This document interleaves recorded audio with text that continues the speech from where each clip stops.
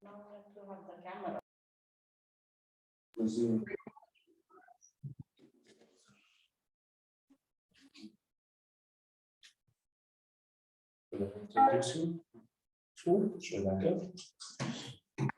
morning, everyone. We're so sorry for some technical issues that we had. Welcome for today's workshop with Dr. Mohammed Tahir from the College of Engineering. So today's session will be about the design of effective research methodology for getting high impact publication and citations. So hope you will enjoy and you'll get the highest benefit from Dr. Mohammed Tahir.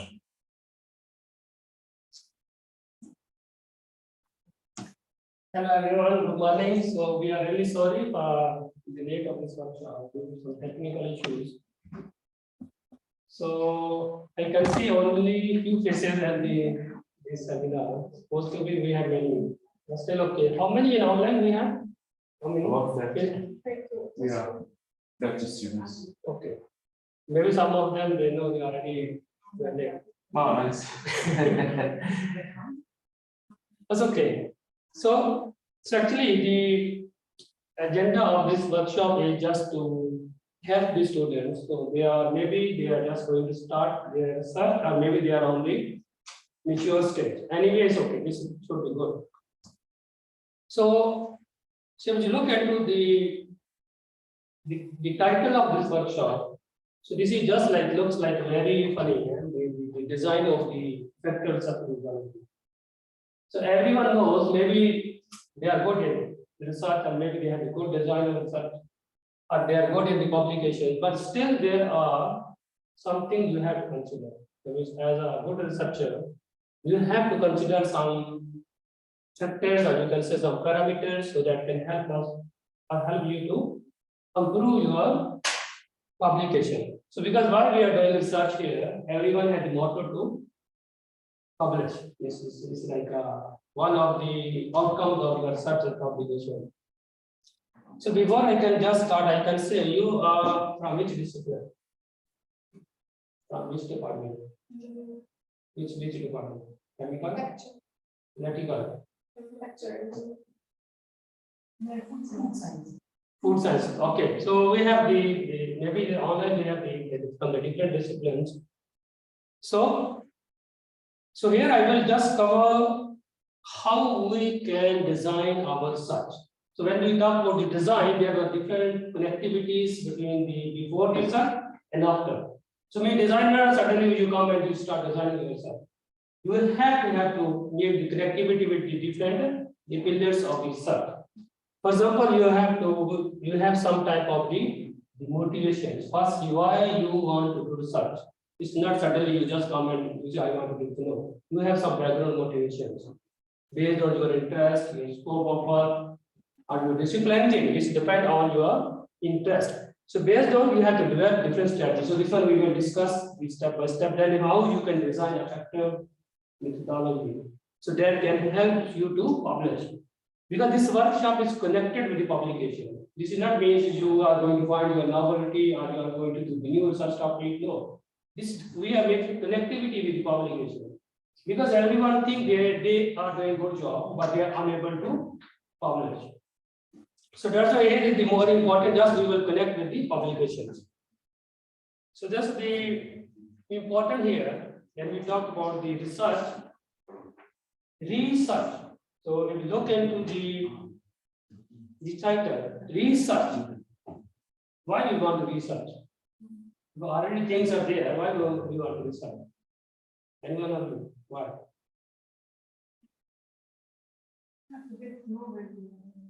No, means if already there, why we want to start again? Research. So we want to add knowledge to the previous research. Yes. So means the things are there, but we have to connect the chains. Means we want to move the things into further. So means we cannot say suddenly we want to change this word. No. Means everyone is contributing their ways. From 100 years, 200 years, the things are there. So everyone making research means firstly they say what is the existing.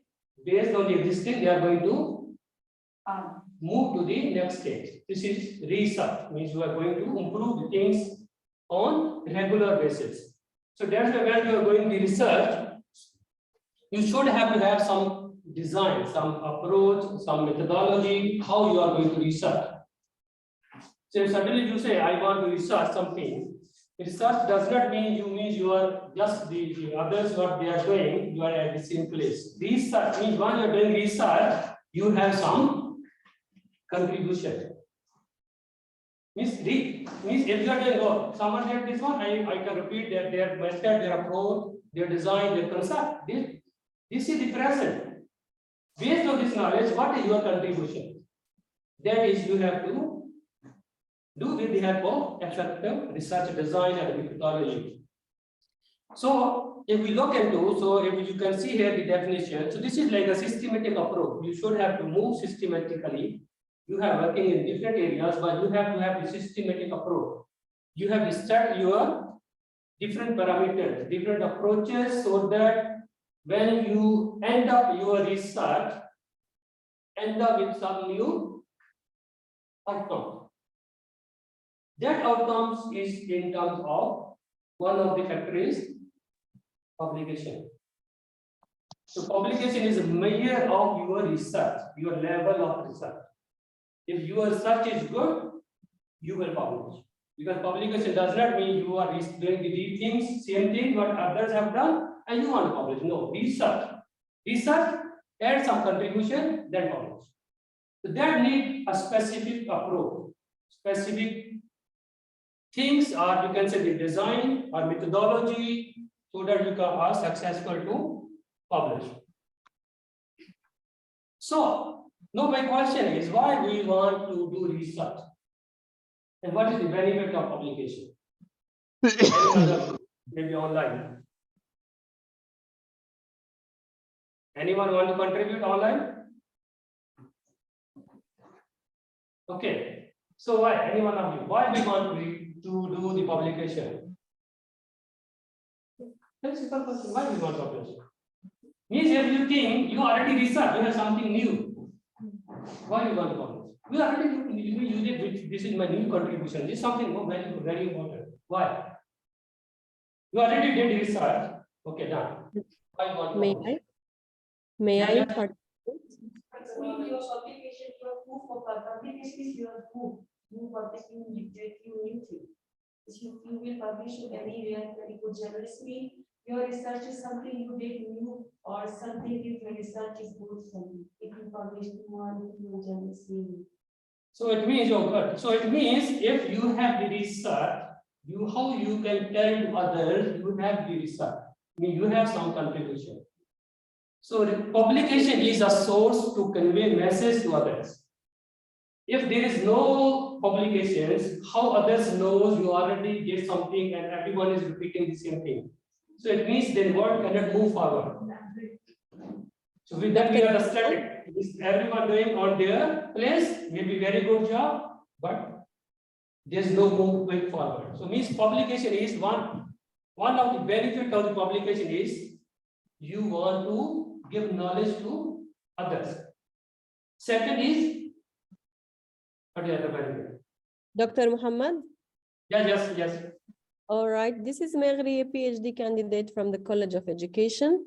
Thank you for this valuable workshop. I think we should publish actually to have that kind of experience and then give a credit to the authors that we are citing their pieces of knowledge. Exactly, yes, good. So research has the mainly, you can say many benefits, but normally as a student or as a academia, we have the student has the benefit, number one, they will get degree, okay? So no, degree is not the benefit to the other, this is your personal benefit. So once you are going to publish, that is the benefit to others. With the claim, this is your contribution. So means you say, you can claim, this is your scientific contribution, so that once you publish, your name is there in the whole life, that will remain your contribution. Others, if for example, if you did very good job, you did not publish, others can publish before you. So means your claim is still there in your laptop. So that's we should have to do first research to come up with something new, then move toward the publication. They're very important. So then, if you are the student, why you are going to do research as a student?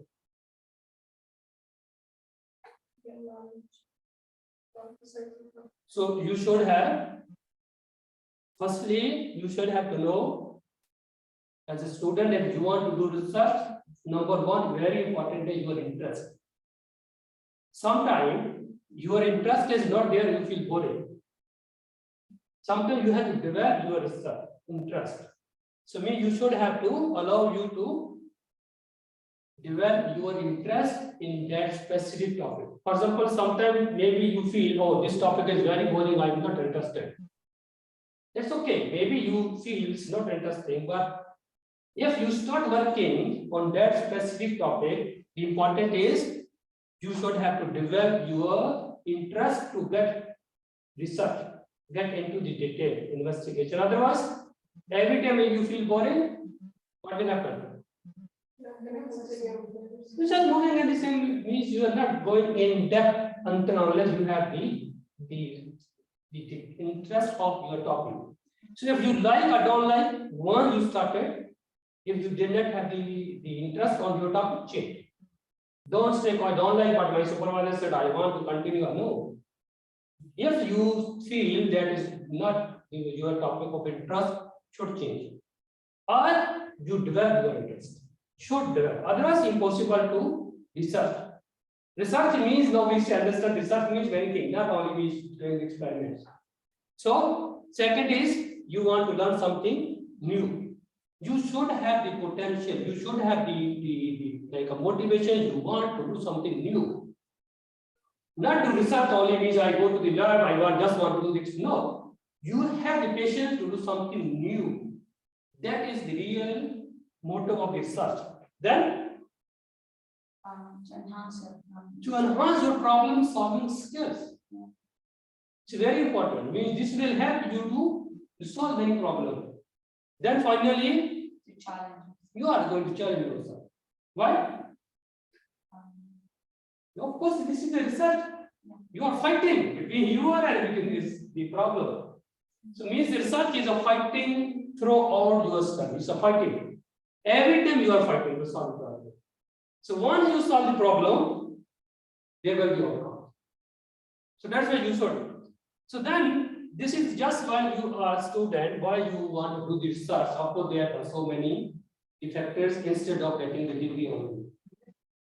And as a university, now this word is already changed. So you are going to do research for yourself and also for the university, not only for yourself.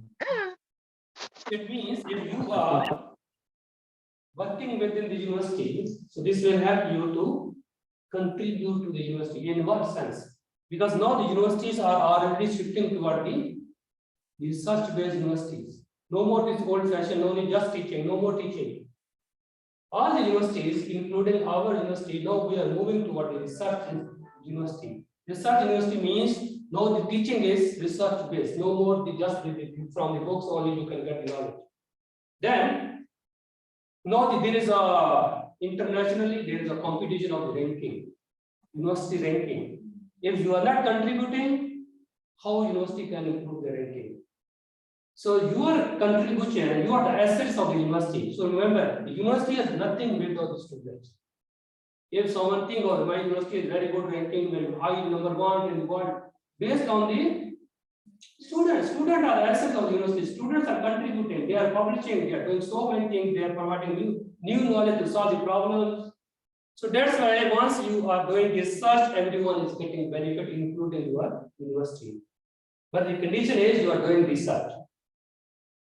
That means you are doing repeating the same thing, you are going to introduce or you are going to come up with some new ideas.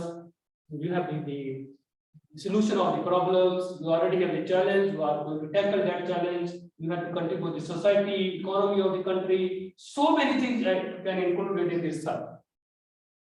So now when we say, everyone say, oh, I really want to publish. Everyone has the dream to publish in a good journal. Maybe sometimes new students, they did not understand the sense of the publication. sense of publication is, if you are getting the degree, PhD or master has no meaning, no benefit, no value. Sense is you should have to have the publications and sense of publication. How important are your publications? Everyone will get degree at the end with the same grade. No difference. Difference would be if your level is higher compared to other. How you can make your level higher? By publication. Only one factor is good publication. If your research level is so high, you are going to publish. If you are saying my thesis is very good, very novel things. How you can prove? My work is very good. How you can prove? By publication. So everything. If I said I claim I'm a good researcher, I say to my dean, I'm very good. Oh, I don't know everything. How I can prove? So everything is now moving toward the publication. University ranking. As university say, I'm very good university. How many publications? So you say the publication is no everything. No, in this current scenario, you can say, you are, and then your performance as a researcher is not dependent on one factor. Make sure. So you should have to think about your topic. On which topic you are working is really very important topic. Is really interested. Others like your topic or not. For example, if you start this topic, 50 years back already stopped. No one working on that. 50 years already stopped. Now you think, oh, my work is something new. Maybe the 50 years back, they already said there's no more, no need to work on this area, no need to explore further. But you stay, oh, there's no literature available, I want to work. What will happen? There will be novelty. Yeah. But you are only. Once you publish, you will like your paper. Anyone? I think If you are working on a very new topic, no one working on this. and you're the only one. You are the only one. What will happen? You will get one. You will get popular by yourself only. Yeah, but you it's don't hard. have, Yeah. You have no others to learn your work. Yeah. other. No researcher. No. Means once you publish your paper, publication is not important. The title of this research was publication and citation. If you publish, no benefit, no meaning, no sense. Publication has no benefit. Suddenly connect with the citation. If you are working with a research topic, that is no one like, no one working in that area, what will happen? So what is citation? So if you say your research outcome should be beneficial, you want to be very famous, you have to select suitable topic among the popular topics that really need a different area, means they really need for the world, not means you already want to start from the zero, already everything has stopped. So second is your attitude. Attitude. What will be attitude? Anyone? There is people online asking, saying I have similar problem where collective topic doesn't get enough funds, enough population, or enough citation. Again? Someone online saying I have a similar problem where collective topic doesn't get enough funds, enough population, or enough citation. Yeah, you see, no, we are already getting the feedback. So this is really very important. So once you are going to select the topic, topic should be popular. Popular in a level so that others like your work. Attitude. Anyone can answer online what is the attitude of the student? Very important. That already not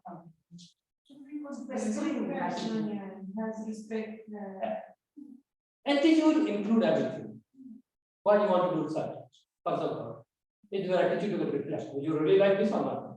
How you are dealing with your research things, how deeply you are going to investigate your things, how dealing with your supervisor relationship, how dealing with research, everything is attitude of yourself. If your attitude is good, you really like the topic, you really want to go in detail, then your outcome will be different. I thought in the research, the way you you state your problem and stuff. Exactly. So means this attitude now you define in a different way.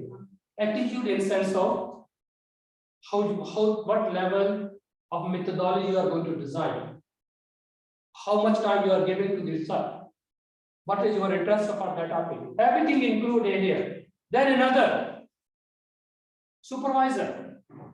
Sometimes this is important, sometimes not important. The selection of the supervisor. Because, for example, if you select a supervisor that has no such funds, what will happen? If no such fund, no grants, how they can support you to improve yourself? So sometimes this is important, just sometimes it's not important. If you are really very good student, for example, and you can deal everything by yourself, you get the topic, and supervisor is not expert in that, then you really work hard, then you can improve something new. There should be a lot of learning. But if you have a supervisor that is expert in your area, is already has at some high level, he will reach to do that level. But if the supervisor level is, for example, to publish in very low level journals, is no experience, how you can help you to publish in very high level. Sometimes supervisor, students dominate the supervisor. Means students and supervisor has very good relationship and they are successful to publish very good journals. But this is very rare. So that's why this sometimes your search outcome matter with the supervisor. So means sometimes your supervisor has so many factors that later we will discuss, so that they can problem that can have the impact on your search outcome. Means you are dragging, you are slowing your search due to the supervisor. So that's why the student and supervisor is very good connectivity. So here, then another is the research lab, research facilities, what type of things you are available in your lab. If you really want to publish in a very good journals, this is the same. You want to fight with somewhere. You want to fight, and you have no weapons, how you can fight? If someone will have the good weapon and others have nothing, how they can have the competition with each other? So that's why sometimes you have to select the topic based on what facilities are available in your such lab. This is not mean first you have to select the topic, and after that you start looking what is inside the lab. So that's you have the topic and the sub facilities, the level of the facilities, the type of the equipment, you have to make the connectivity. Then you finalize the topic. Otherwise, it's very hard. Okay. Now the question is, how do you select your supervisor? Anyone else? It's my first. I'm a new student at this university. I graduated from a new student, so it was hard to pick an advisor because I have no background about instructor. So what I did is that I met each instructor and discussed the topics and stuff till I found the right. Okay. He told me before, and I know this isn't like topic of interest. And we discussed like there was a topic we both had in mind, and now it was based on the area of interest. This is the name. There's so many. Yeah. So normally, was an online safe based on our research topic, and Fatma safe based on their research interest and how they align with. yeah. So most of the time, when the students are going to select the supervisors or advisors, they want to look based on the topic. So means the student interest on which area they want to work, and if they mutually agreed, oh, I want to like this topic, suddenly they said, oh, they have a good understanding, then they start working. But many things are missing. So advisors has to work very hard. All the advisors, university professors, everyone, to prove themselves that when they are going to sell to the students select them. So this is not means you have working in some area, you would like, oh, I want to work in this area. So there are several factors you should have to consider, and the advisors should have to improve themselves in that factors.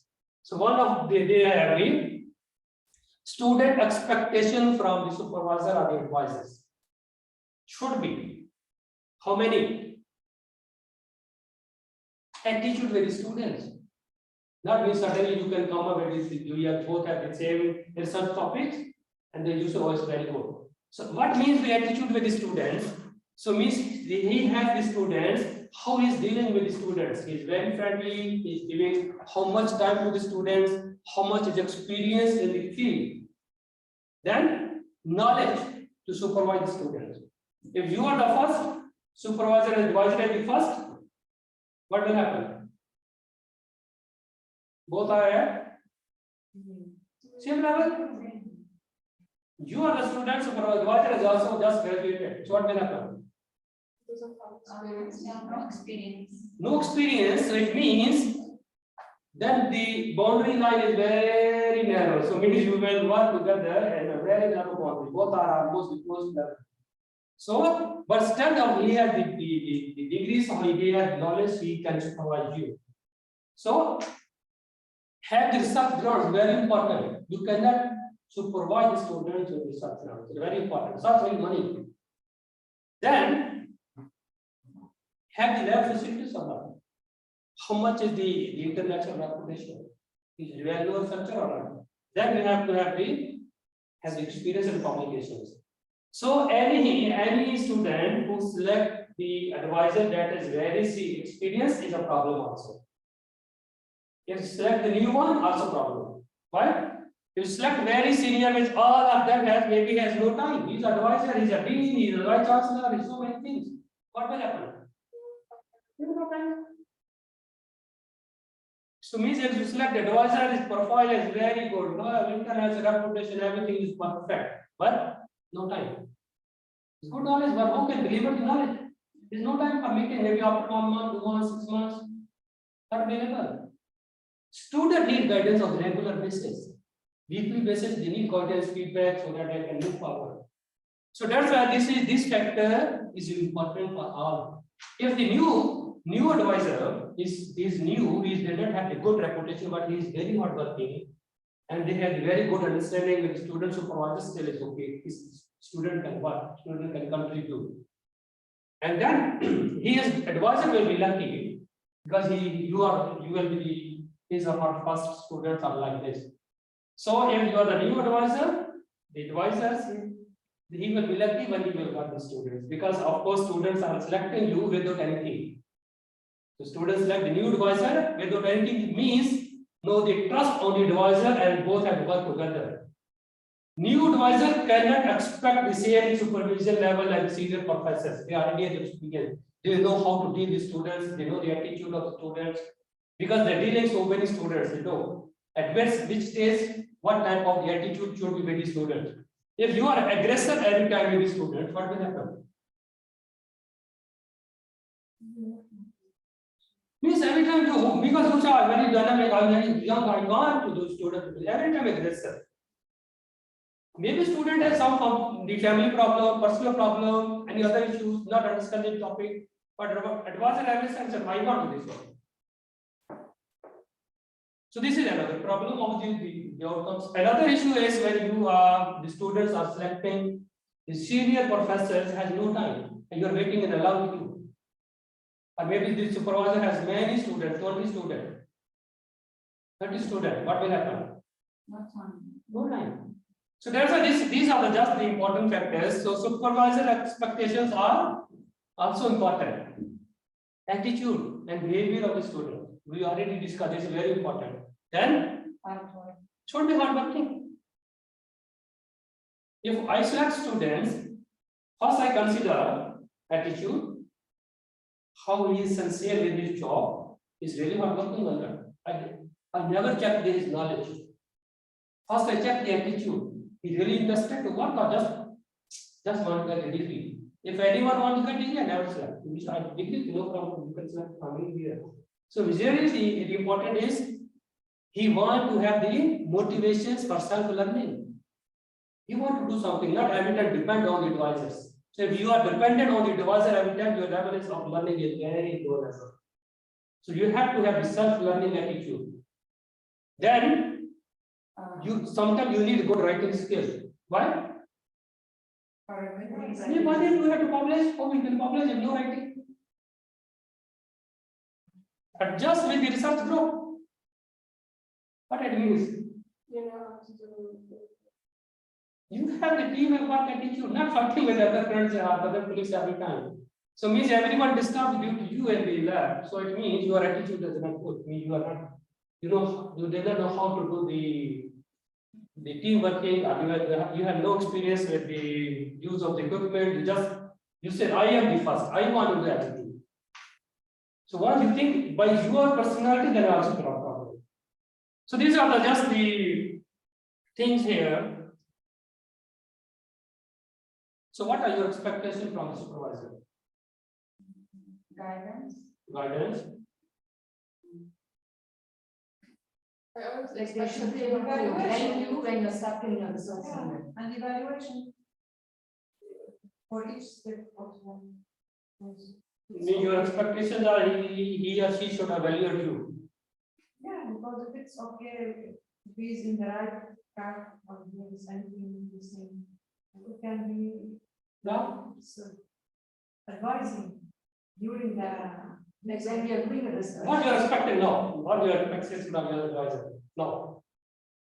When I'm doing a research, obviously I will have problems, I will face problems. So I need some guidance from the researcher, so go in this way, maybe you can try this one. So some advice from the supervisor, which can help me grow in my research. So you are looking the supervisor can give you more advice. Only one point. Not just that one point. Any other? More knowledge. More knowledge.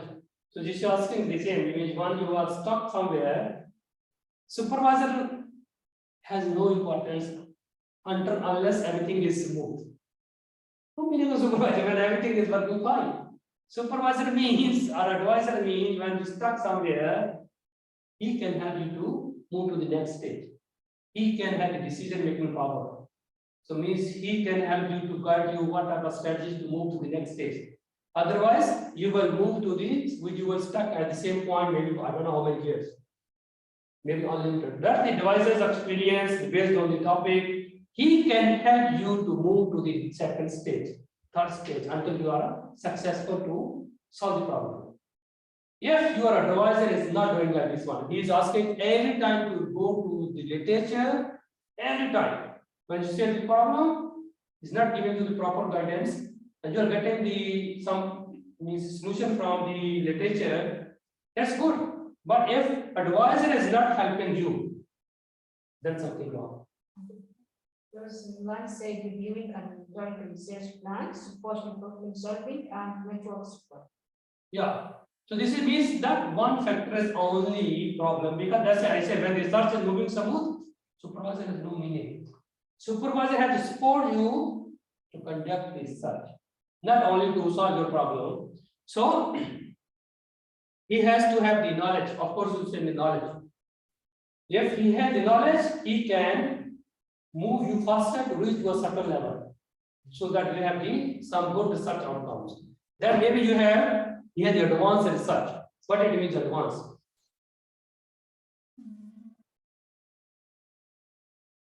He already has some means. He already knows. Like you say, when you want to see a doctor, why you didn't see the young doctor? Why you want to go to specialist, this one, that one? For what reason? Because he's dealing with many patients, he already knows the experience, this one, that one, he knows. Yes, he look at your face, oh, I know the problem. There you have a problem. Same is in this research. If you are moving, you are working on a good topic, new topic, advisor even not experienced in your topic, but he can help based on his other topic experience. So you cannot say the advisor, if he asks you to do something new, is a problem, no, it's a good. He has to have the experience, based on that he can help you move forward. Then should be active in research. What will be active in research? He is publishing papers. His students are publishing. He's the active research. His group is publishing. So means if someone has students and he is not involved in research or publishing one paper after a few years, how you will publish? If supervisor or advisor is not publishing and that group is not publishing, how you can publish? Can you publish? Maybe publish one paper. Yeah, you can, but it's not like in a good. Yeah, so just good. So it means you can publish, okay, of course you will publish, but not the outcomes of the research. Outcome of the research means you have to have yourself, when you graduate, finish your degree, you have your own identity, not your advisor. Once you graduate in your PhD, you have your identity, yourself. That is advanced in publication. So means once you finish, you have your own profile.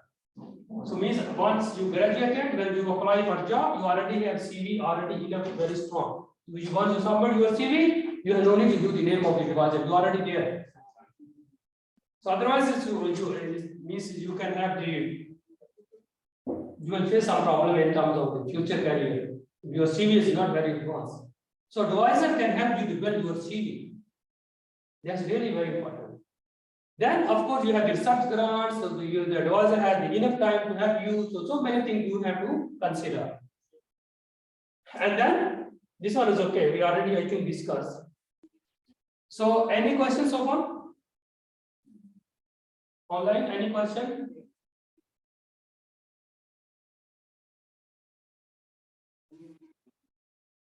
Okay, so that's good. If no questions, so here we have to move toward the sense of publication. So you see, everyone want to publish. You want to publish? No. Your master PhD. Where you want to publish?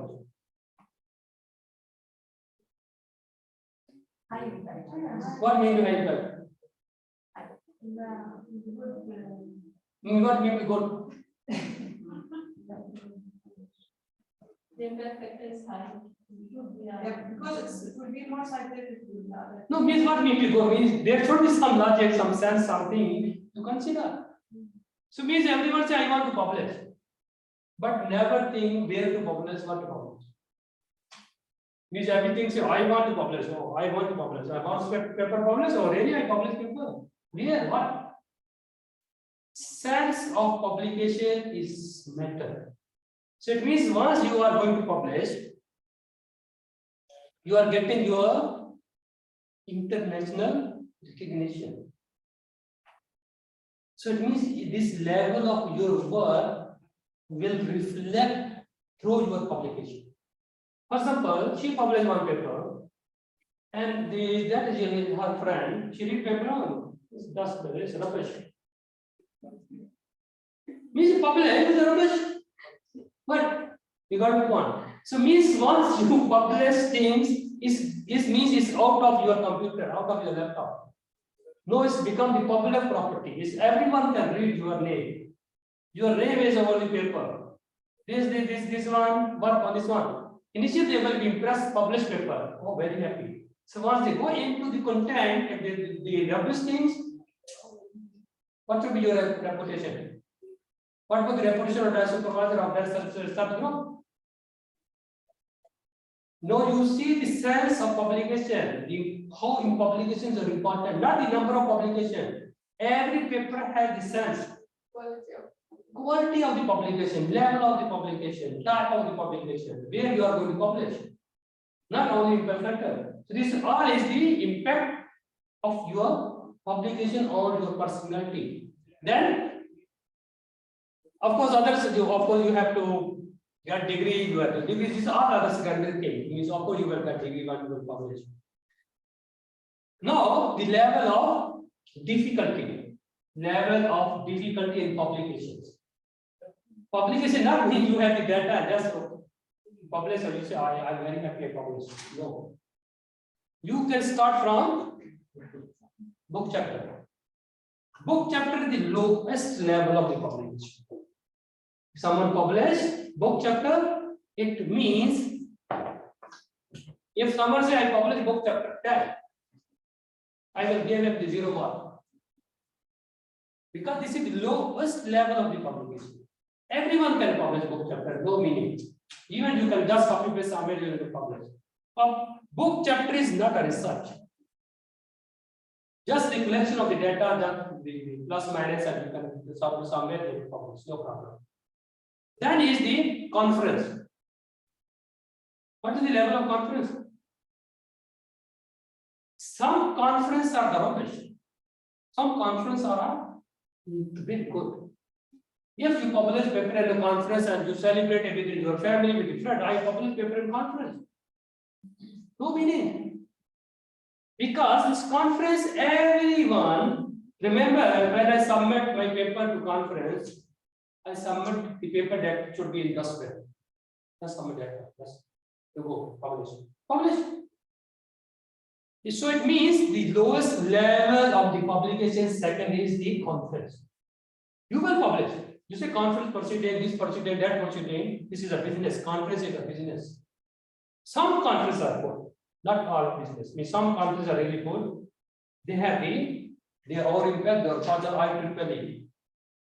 They have the good reviews, they have the good sense, but not all. Some business conferences are also good. Then non-index journals. What do you non-index journals?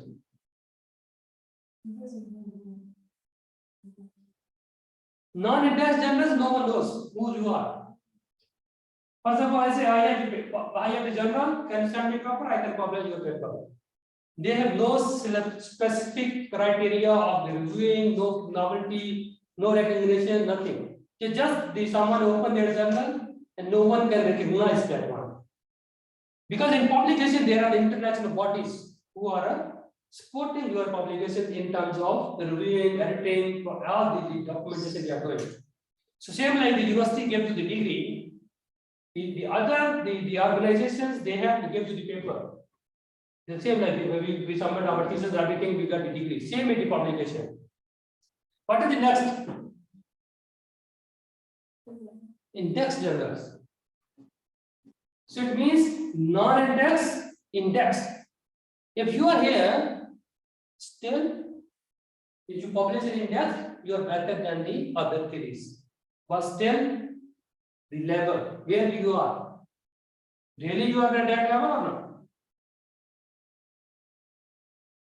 Index journal still no meaning. Index journal is among these three, it is better, but still at the zero level. Until unless you know which index journal you are going to publish. So, when you are going to assess your research performance, what you have to do? You have to select the which one? Index journal. Number one criteria should be your first benchmark index. After index journal, which journal? Which index journal?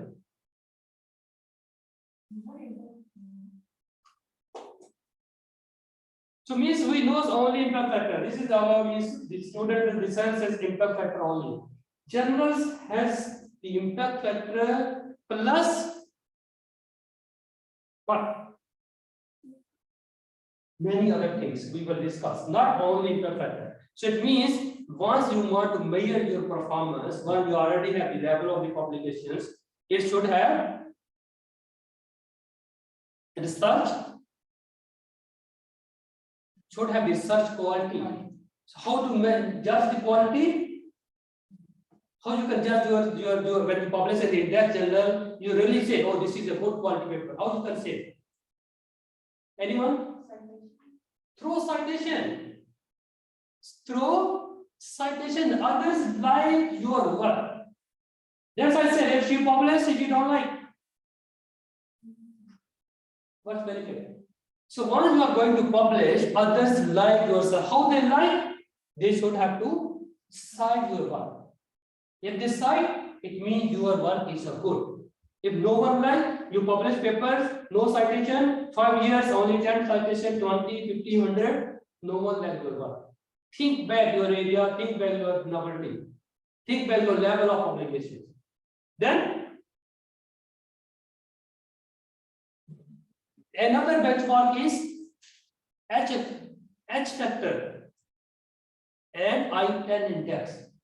You know how many of you know the H index? What is the H index? A number of times. Anyone online? H index?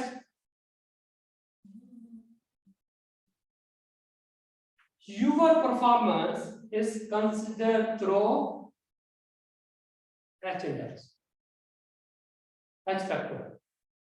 You said I am a good researcher. If someone asks, oh, I am a good researcher, I say how much H index?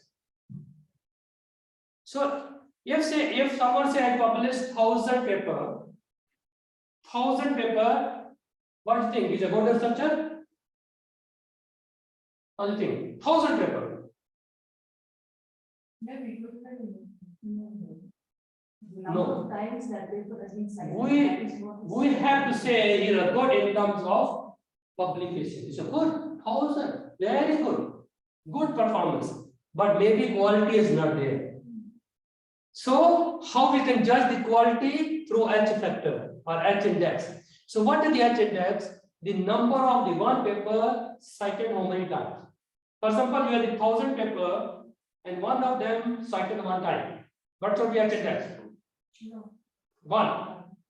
If two paper cited 2 times, H index 2. 2 paper cited 2 times. One paper cited 500 times, second paper cited 2 times. What should be H index? 2.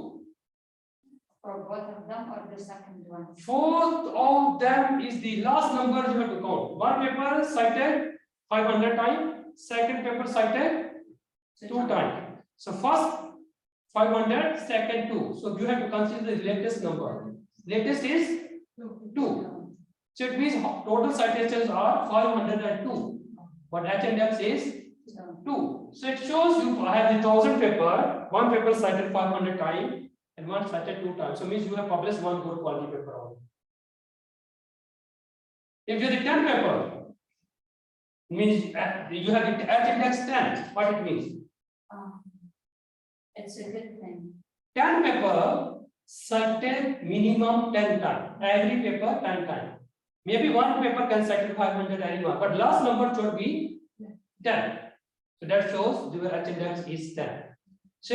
So what it reflect here?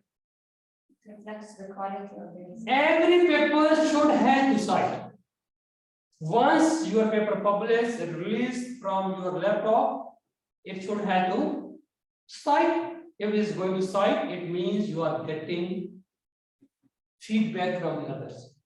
You are getting the others are reading your paper, they like your work. So now you see the publication is not important. Even a perfect not important.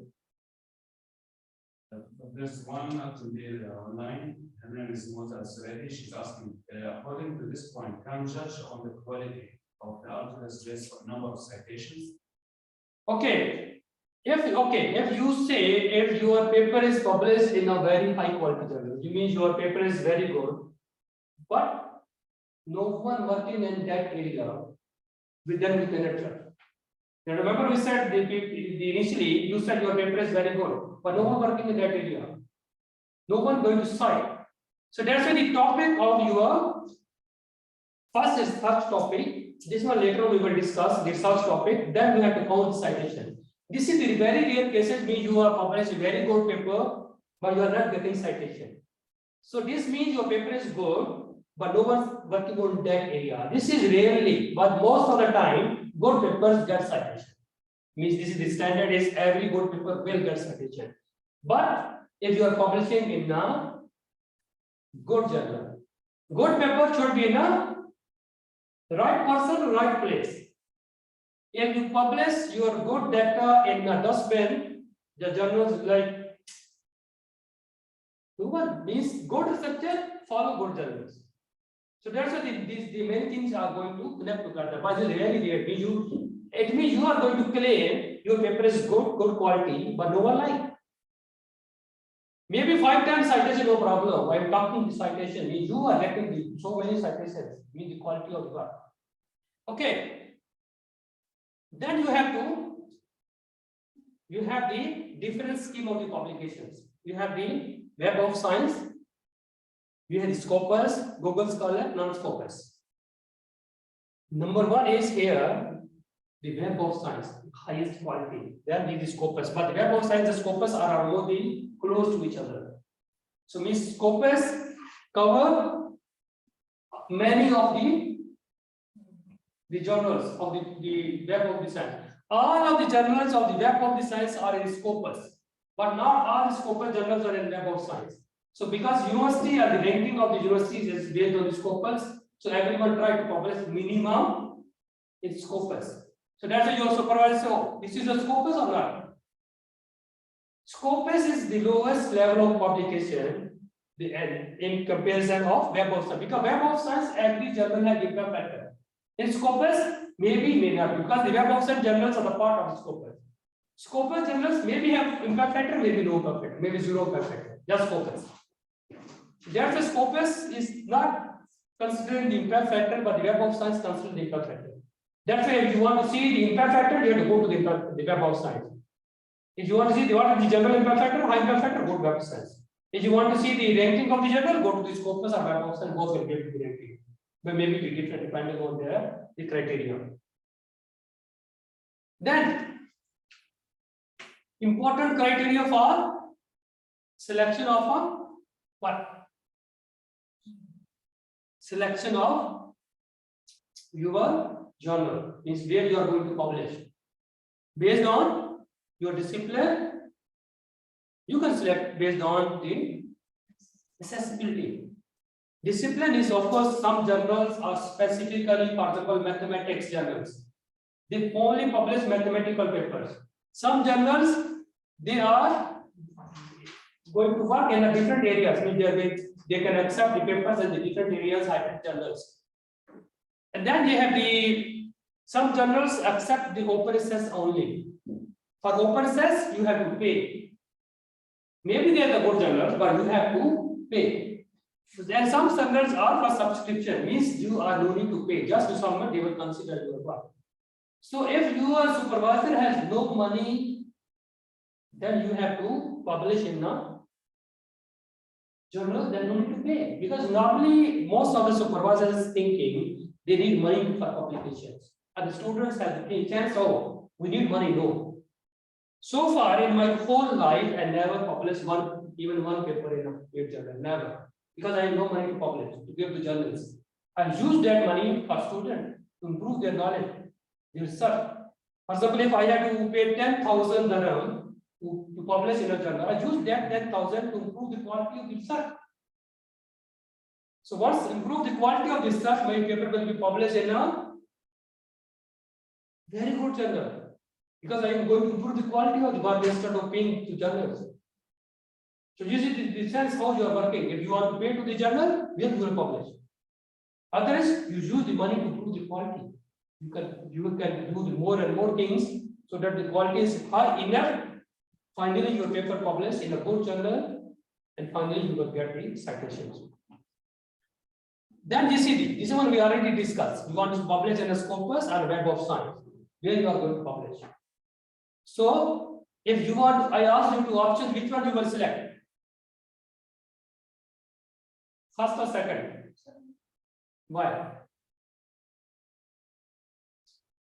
Because second has minimum quality. If you publish papers in Web of Science, it's a minimum quality, minimum level of the quality. In the Scopus, there is the starting from the lowest quality journals, and that's with lowest quality. Web of Science in depth but with high quality. And all the papers of the Web of Science are already part of the Scopus. So means if you found the journal, Web of Science and Scopus, of course it is already covered by the Scopus. But if you found only in the Scopus, that means they don't quality. So you have to, if you want your paper get cited, don't publish in Scopus. You are not getting any citation. Otherwise, you try, later you will see, you are not getting any citation. Okay. Then you are going to select based on the publication speed. Some journals take 6 months, 1 year. Some journal can publish within 1 month. Some journals publish within 1 week. So you have to select where you are going to publish. So once you are going to select the journal, you should have to consider many factors, not only the population factor. Then, so when the journal is going to index, so it is indexed based on the quality. So means they have a different bodies that they are going to recognize. The chemists are, we have the Scopus database that covers many things. So that the Scopus has very good database. So H index is measured by what? H index. We discussed H index before this. H index is calculated by the Scopus. Scopus measures your H index. So minimum level is you are getting publishing in a Scopus, you are getting citation, your H index will improve. You got my point. So means H index not only can, there's the one student asked question, H index not only can give you the information your paper is high quality, means if you publish paper, it's getting citation in Scopus, still your H index will improve because H index is measured by the Scopus. If you want to go to the H index of the web of the site, then of course then paper quality is better. But even published measured by the Scopus, the citation you will get only when the quality of the paper is very good. I give you guarantee. You can try to publish. If you publish in a Scopus, maybe you will get 5, 6, 7. You get like this one. If you publish in a good journals, you will get more citation. Then of course the web of knowledge, this is the another body, so you can maybe Scopus, web of knowledge. So these are the recognized bodies, they have the standard, they monitoring your research.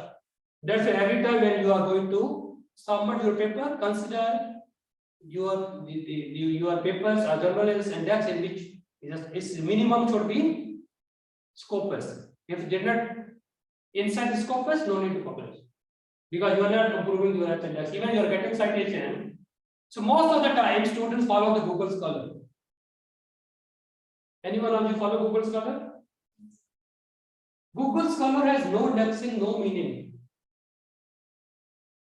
Google index has 0 value. If you want to see the profile of a researcher, minimum is Scopus. If you found anything in a Google Scholar, no meaning. If 10 paper, if I want to add my 10 paper duplicate, I can add in Google Scholar. Yes. I can add all of my one paper 10 times, I can add, no problem. Any other success paper can go to this your account in Google Scholar. But Scopus, no. You cannot add paper to the Scopus, they will do by you. So to go to your paper to the database is from the Scopus, not by yourself. In Google Scholar, it's a choice. By default, or you can add manually. Scopus will verify your data. Scopus, when you ask you want to add this paper in your Scopus profile, it will verify first based on name, university, everything. The Google Scholar, no verification. Just go. You can try. Anyone have the Scopus profile? Anyone of you? Anyone online has Scopus? Google Scholar? No. Yes, there is no student online. He said, "Why yes, Scopus are." So every time you have to look into your profile. Okay. Now, publication. Where to publish? This is the same thing. You want to purchase something, you go to the shopping mall. Many shops are available. This shop you will select. Which one? Which one you will select? Elsevier. CC knows only Elsevier. I see. Where you are going to publish?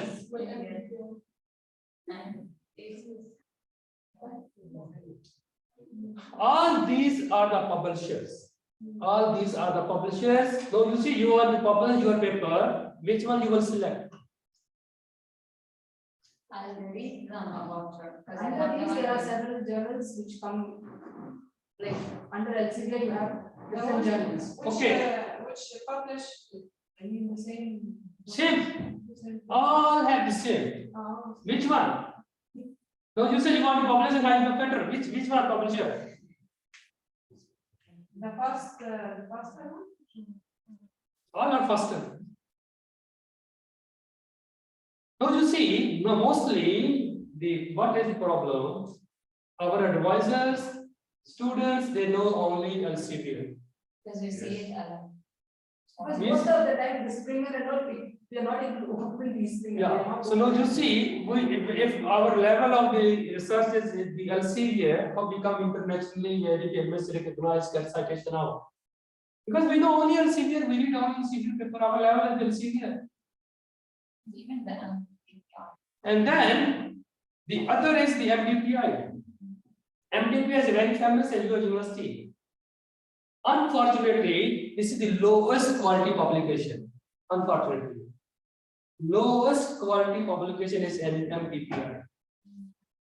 Then IOP. IOP is better, much better than the MDPI. So, if you want your paper gets cited and you want to publish in high quality journals, move to the ACS. American Chemical Society is one of the highest ranking publication. Go to the Royal Society of the Chemistry, RSC, another highly ranking journal publications. Nature, this another high quality publications. And Elsevier is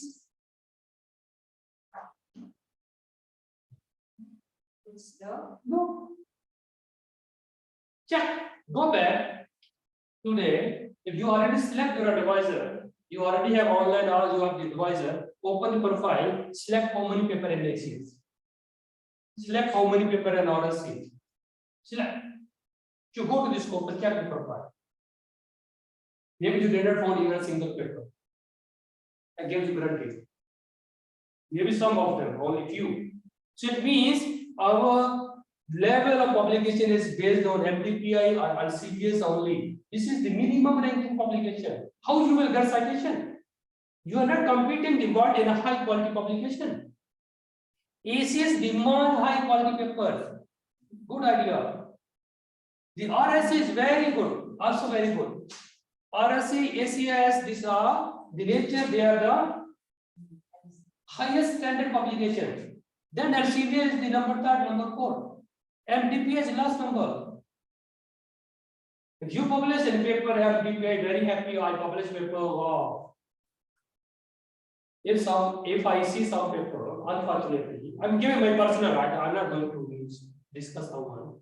If I see some paper and my name is on DPI, maybe I don't like that paper. Don't like it. I see my name on MDPI, I don't like it. Good journal, means that good journal, but I don't like it. Because it's the lowest level. It's a publication, it's a lower level. I like my name to be ACS, Nature, RSC, something which is standard. At least Elsevier is still good, not bad. At least in our level, Elsevier is still good. Because Elsevier, some journals are very good. So if you see your level of the quality of work, if you want to see at which level you are working, publish an essay. Target for highest level and read the paper of the good journals. If you are reading the paper of MDPI, for example, what should be your level? 0. Not low. Means this is the same. If you want to top the class, if you are grade, so means you want to get 4 GPA, 4/4. What you will do? You will take efforts to reach to that level. If you did not get 4/4, what will be your grade? Maybe 3.9, 3.8, 3.7. Can you get the 2? Your target is 4? No, impossible. If your target is to get the GPA 2, what should be? 2 or 1? Or 1.5? 0. So it means first you read the very good journal to design your research methodology. Read the good journal papers, high ranking journals, high publications. Then you are reached to their level. Otherwise, you are just moving with the Elsevier. Elsevier is okay, at least they have the very good journals also. But in Elsevier, read the good journals. the high quality journals, high impact factor journals. That is good. So this is not end the game. Game is still there. Then you have to select what. Now you see here we are talking the publisher where you are going to submit. We are not talking about the impact factor and every publisher. Then another ranking is impact factor. Now you see impact factor is now which number? You have to select the publisher. After publisher, which journal? What is the impact factor of that journal? Then you have to go into the rank of that journal. So normally we have the Q1, Q2, Q3, and Q4. Or we can say rank 1 to 25 is Q1, 25 to 50 is Q2, 55 to 70, and the last is the Q4. So which one you want to select? Q1. So you have to select the Q1. Which publisher? Which journal? Which impact factor in Q1? And in Q1, there is also ranking 1 to 25. Which one? Q1 is 1 to 25. Top 5. What? A top 5. So you see, high impact factor, you are getting citation is the game when you consider all of these factors. Not just you say, I want to buy a paper, I want to get data, just read something published. Oh, I am very happy. No. So you see the connectivity of the things are moving together. Then here, so you have the conference, scopus, impact factor. Impact factor is how many categories? 4. Q1, Q2, Q3, Q4. Then impact factor Q1, and then high impact factor. So in Q1, now you see if you want to publish high impact factor, which journal high impact factor? First you should have to go to the Q1. In Q1, then you select high impact factor. After high impact factor, which publisher? Elsevier? No. Which one? Wait. ACS or ACS or Nature. Well, which you select good publisher. If you did this one, if you graduate, you send your CV somewhere, you will get a job. But if you are publishing in MDPA or somewhere, they are not going to open even your CV. They know your level is very low. Just have it, just a low level. Okay, so any questions so far? No. So now you see, we are just concluding publication is not to publish. Where to publish? What to publish? Level of publish. And then rank of the journal, rank of the publisher. So if you saw someone say I want to publish a high impact factor, no meaning. High impact factor with the consideration of all things. That's good. Then you have the different type of the paper that you can publish. How many types? 3. You can publish letter. Letter you cannot publish because the researchers cannot publish the letter. Just the senior professor normally. Sometimes you give them some new direction to the research, then you can only publish the letter. Publish the letter is not your scope because it's senior professor, the expert paper in that area. The review paper you can publish.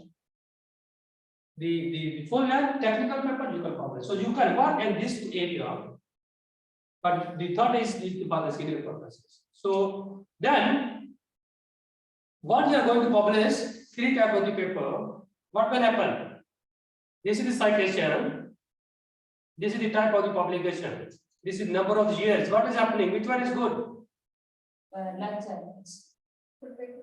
Letter, immediately you will get citation. I'll get citation. So, you see, the maximum lifetime of the letter is how much?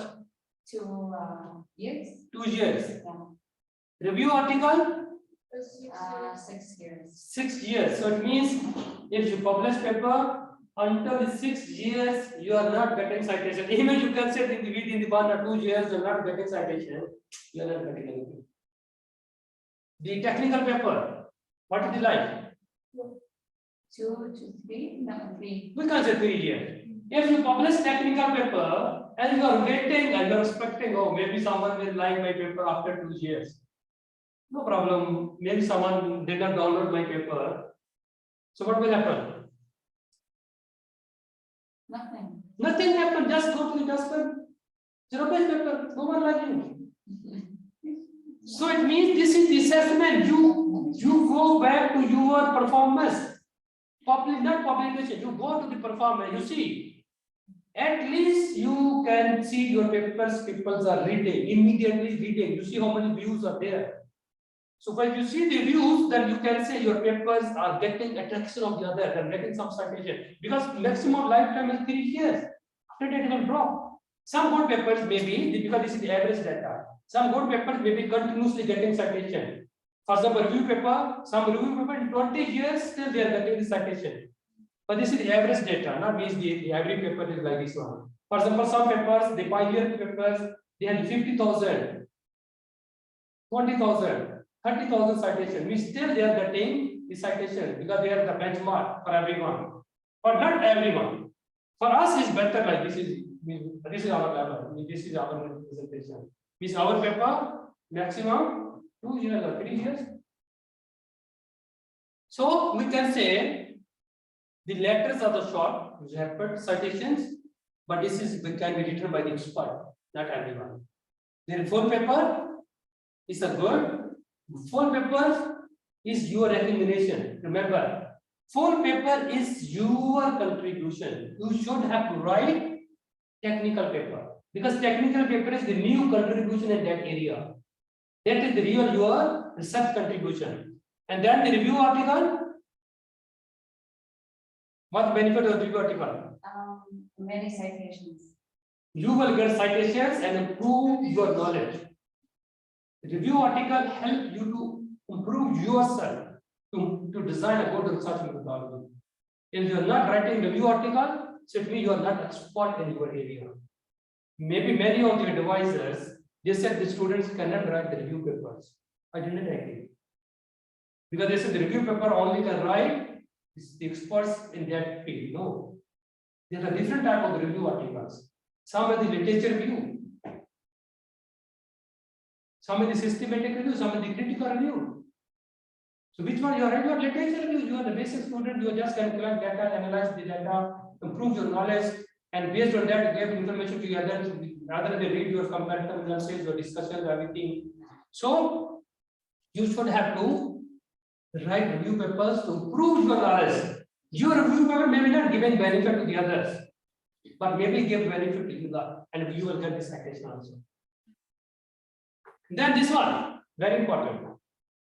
You see what is this? Scopus. When you go to this scopus, remember we discussed the researchers is active or not. Remember we discussed when you are going to have your advisor is active researcher or not. Go to the scopus. Check. Number 1, where he is working. You will reflect here the name of the university immediately. So this is the scopus ID here. If you use this scopus ID, Google, you will get all the detail of the advisors. What is here? Number 2. You will get the publications, the citations, and here is the H index. Maybe it is hidden somewhere back, but there is the H index. So what is here? Number 3. This one, the one you showed us citations and the right? This is the performance over the years. How many documents are going to publish and how much are citations. So every time when you are doing research, you follow your profile in Scopus, where you are. If you are moving in a straight line, think back. Something wrong in your research. You should have improved your citation over the years. Initially, you are not getting citation. Remember, when you are publishing paper as a student, initially maybe very hard to get citation. It will take some time. But over the time, you should have to have the citation. It's going to increase over the years. Well, what is the level of increasing? This is very important. So if your Scopus profile is very good, is improving, more publication, more citation, you will get H index. And now when you submit CV to somewhere, they say what, give this Scopus link. They want to see your profile. Now in this world, no one looking your CV. They are looking CV only to see the other things. So maybe they see, oh, maybe you have any other award or anything. For that, there are other resources also available. So anyone want to see your publication, then they don't want to see your CV. You can see from Scopus what's happening, how many publications, how many citations, everything they can see easily from your Scopus profile. So it means you have to monitor your Scopus profile to see how much is your H index. Then here you see what's happening here. What's happening? Review article getting highest citation, but review articles are giving you highest citation, but your H index is here. So means not only you review paper can improve you the citation until all the papers are given the citations. Review paper just can increase your total citation in that area, but not the H index. So then you see the Google Scholar. The Google Scholar is another, but I don't like Google Scholar because Google Scholar is just it's like no data verification. If your profile is perfect, then it's good. But if your profile is not good, because Google Scholar can cover each and everything. Any paper cited, non-index journal, still it can consider by the Google Scholar. Scopus, non-Scopus, anywhere published, cite, Google Scholar will cover. That's why the profile is different. Google Scholar and the Scopus both are different. But H index is measured by, you see here H index, for example, is measured by, anytime you phone H index is measured by Scopus. Scopus measured H index and I-10 index measured by Google Scholar. If someone shows I-10 index is this number, you see, you can ask what is your H index? What's the difference? Okay, no difference is, for example, what is your H index? The H index, the lowest. What is the 50? Yeah. What it means? The one you The mentioned. last paper, the 50th paper is cited by 50 times. I-10 index means 169 papers cited by 10 times. No, cited 10 times. 10 times. What's Every paper cited 10 times, you will get one number. So you see here, 169. It means 169 papers cited 10 times. So the H index 50 means 50 papers cited 50 times. 169 papers cited 10 times. So means Google Scholar measures based on the number 10. Maximum we consider 10. Maybe if any paper cited more than the 10, but its measurement level is 10. So means it make the benchmark. Every paper is published 10 times, it will give you the number 10. H index does not include the non-Scopus index terms. Yes. So it will tell you only from the Scopus index. From the Scopus. So that's why if you found here the index is not much higher and papers are published in the non-Scopus, maybe the index is much higher. While H index may be 0. But this one not your Scopus. H index is Scopus. H index Scopus, I-10 Google Scholar. I-10 Google Scholar, H index Scopus. So means both are the two different bodies. But normally the both are important. Sometimes we want to see the hour, that time is somewhere. Sorry, one of them or one? Which one? H index. If you want to send your CV, she wants to start PhD, and she sends CV to the supervisor, they will say, oh, such index. It's I-10, no one. And because the H index is not considered, I-10 index is not considered by the university ranking. This is the problem. If you publish in a non-Scopus, it's not considered under university ranking. Not considered for your paper, for your degree. For example, if you publish in a non-H index journal and you want to submit your thesis, no one will consider. Because now university started to give the degree on the paper base, and paper should be published in minimum scopus. So that's a requirement. And maybe in the Q1 or Q2, I'm not sure. So doctor, if I had a paper that was cited 11 11 times, one paper. one, so it won't be counted in the 10 index? One Yeah, one page. One Like paper. for example, you're having 169 papers, which is cited 10 times. 10 times. If one of them got 11 times, so it will be removed 168. It will be It will be 160, same number. okay. So they counted 10 and above, right? 10 and above.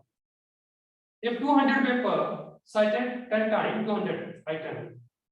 But if 200 paper in H index cited, the 200 paper cited 10 times, H index will be 10.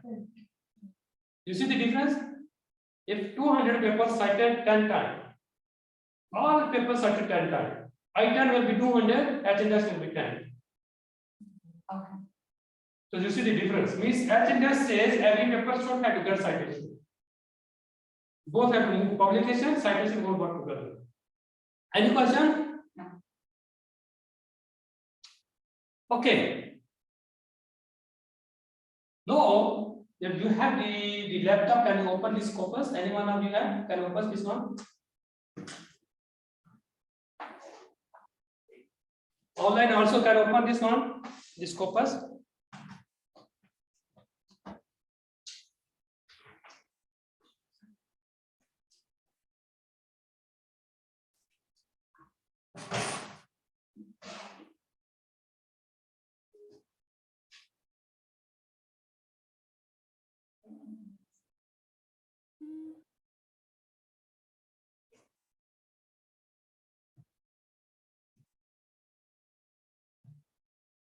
So if you want to search anything, and if you think you don't know what to do, you go to the Scopus, because Scopus is covering everything.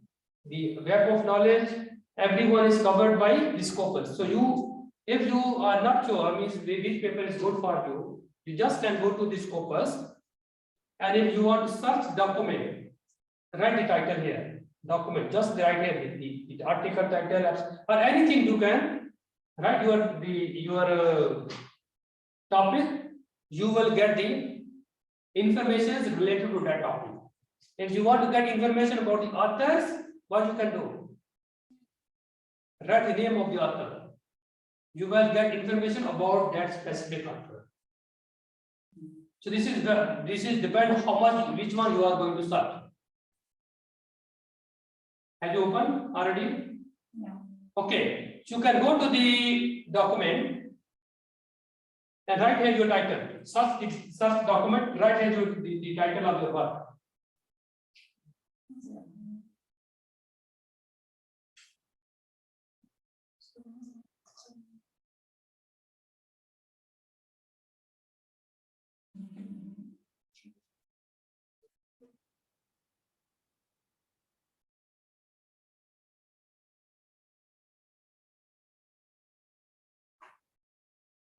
Have you found something? Yeah. What happened?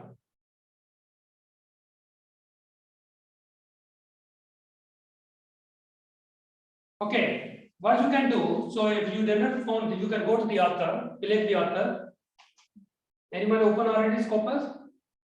Click the author. What you will see when you click the author, you will find like this one. So we have to, because we searched for a title. So what happened? What is found here? We found How many? 470. Okay, so you keep this one, later we will discuss it. Just as you know, you open your Scopus. Okay, you go to the author.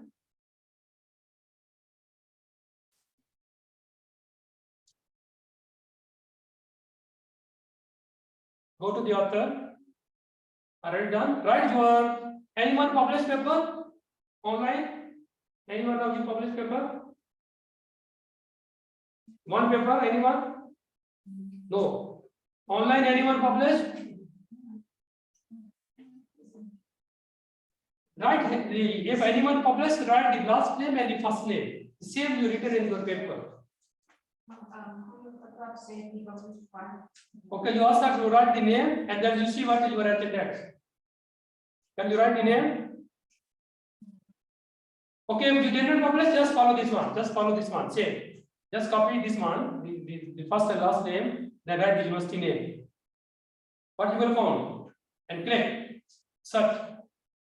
Want anything? Click on the profile. You will see the same thing what we are discussing. So every time you have to monitor if you want to see who is doing into your area, instead of the Google Scholar, go to the Scopus. Even you can check the latest development in your advisor, your other colleagues, you follow the Scopus. If someone claims he is very good, he published many papers, just go to the Scopus. And then you see what they are doing. Even you can look into if you want to see your supervisors, how many papers, which journal, just click at the first name, last name, university name, you will get the profile. From there, you will see your advisor is with the level of the research.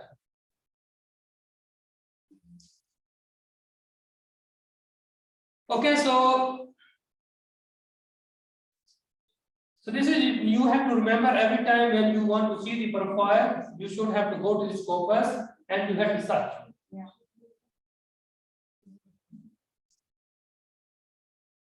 Okay, so now we can move here. So we can see here. So this will give you the.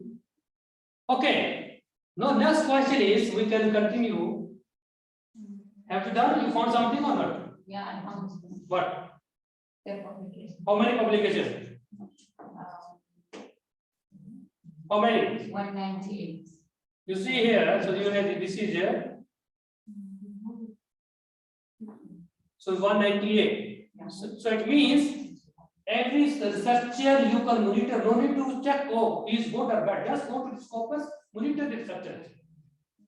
So if you monitor the researchers, is good for your motivations also. Not only you are going to follow. Maybe you found some good paper in your profile, your friend, your colleague. In one. That's why I said when you publish paper, it's become a public property. No one can stop you to read your paper. That's why once you are going to publish, make sure it's a good popular paper in a good quality in a good journal. Because this paper is your face now. Everyone can monitor your research. Okay. Then who can publish? Who can publish the research? Students. Who students? Any students? No. Everyone can publish? Anyone. Everyone can publish? Anyone can. Yes, everyone can publish. Publication has no boundary. Everyone can publish if they want to publish. So you can say you can publish only no. Everyone can publish. Everyone can publish. Yes. Everyone can publish. Because publication did not look who you are. They want to see your work. They want to see your outcomes. So that's why if you are the undergraduate student, you can publish. If you are postgraduate student, you are master, you are PhD, you can publish. If you are working in any organization, you can publish. Even if the person you are helping to organize this work, you can publish. You know, look at in their case.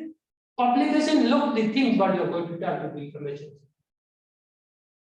Okay. So it means even you are the postdoc, you are the researchers, you are the scientists, anyone can publish. So this means if you think you are the master student, you cannot publish, you can publish. PhD student publish, undergraduate publish. Okay. For example, this is just a very simple example. Somewhere in previous semester, I was teaching to one of the course and the master student course. Yes, I was teaching. I mean, this is not their sub project. I just gave them the project because this course was the master level. So I just gave them the project 1, project 2, project 3. I asked them to combine together. And we just submit to the journal is published. Which journal? Yes, I'll see here. Is it good? Then which journal? Imperfect errors of round 8. It's a Q1. Who published? Teaching the student who attending course. What is their level? They're not doing any research or nothing. So it means everyone can publish. You cannot fix the boundary, no, only the researchers can publish. Anyone want to publish can publish. This is the example of the undergraduate student. Undergraduate students in the 5-6 semester they can publish. Everyone can publish, but we need a motivation. Okay, now we reach to the point which have the lot of background. So means we have the point. So means once you are going to design your research methodology, you have to consider all of previous things what we discussed. Any question? Okay, anyone can summarize what important thing we discussed? We discussed what the students expect from their advisors and what the advisor expect from the students. And also the places where we can publish, which one is the good and which one is the bad. Even the ranking after publishing, we're having grants, and how to use the Scopus and how to know the H index, the 10 index, and what are the differences. I think she will skip. And the important point to consider So it means all the things what we discussed are the part of your methodology. So now it means once you are going to design methodology, all the things you should have in your mind. What level of what type of research, where you are going to publish, then you design your methodology. This is not means once you design your methodology, data is coming, now you start thinking. So before you are going to design, you have enough knowledge.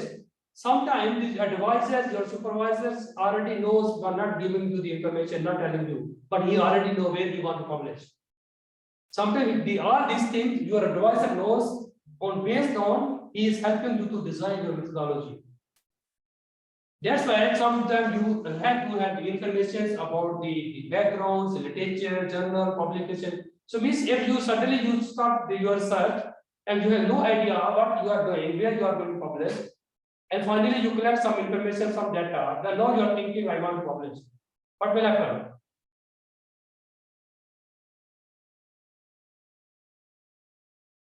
What will happen? You are not well prepared. You are not well prepared for your plan of publication. Or you want to publish. This is the same thing, you want to cook biryani. Same thing, you want to cook biryani. What you can do? After purchasing the ingredient, when you bring all the things, when you come back to the house, you start cutting things. Now you think you want to cook biryani? What? So if you want to cook biryani or any dish, so when you plan? Before cooking or when you purchase everything? Yes, I'm not prepared. Once you are going to go to the market to purchase the thing, you know what thing you want to purchase for that dish. Not after purchasing, you think what you want to cook. For example, you bring the things that maybe you want to prepare the soup or noodles or something, and you want to cook biryani. Okay? That's the design of the research methodology based on all the previous things that we discussed. Okay, now we just clustered. So, what is the research methodology when you are going to design? You have to consider this methodology is your overall plan of your research. This is not means you are going to do the one experiment and you said you are going to plan this one, you want to do this experiment, no. This is the plan of your research, including the job of publication. Where you are going to publish is depend on your level of research methodology, what type of methods, what type of the equipments, what type of the procedures, which materials you are going to use. So everything is important when you are going to design your research methodology. So it means if you want to, you have to have a plan for good publications. You have the good methodology that should have to have some specific procedure, or you have the specific technique, or you can say you have the specific type of the new approach to have in your methodology. If you are, for example, if you are going to the research and you are going to copy other methodology, 100% other methodology, you will publish. You can copy other methodology to get information and knowledge. Based on that, you can design your methodology. That's the real research.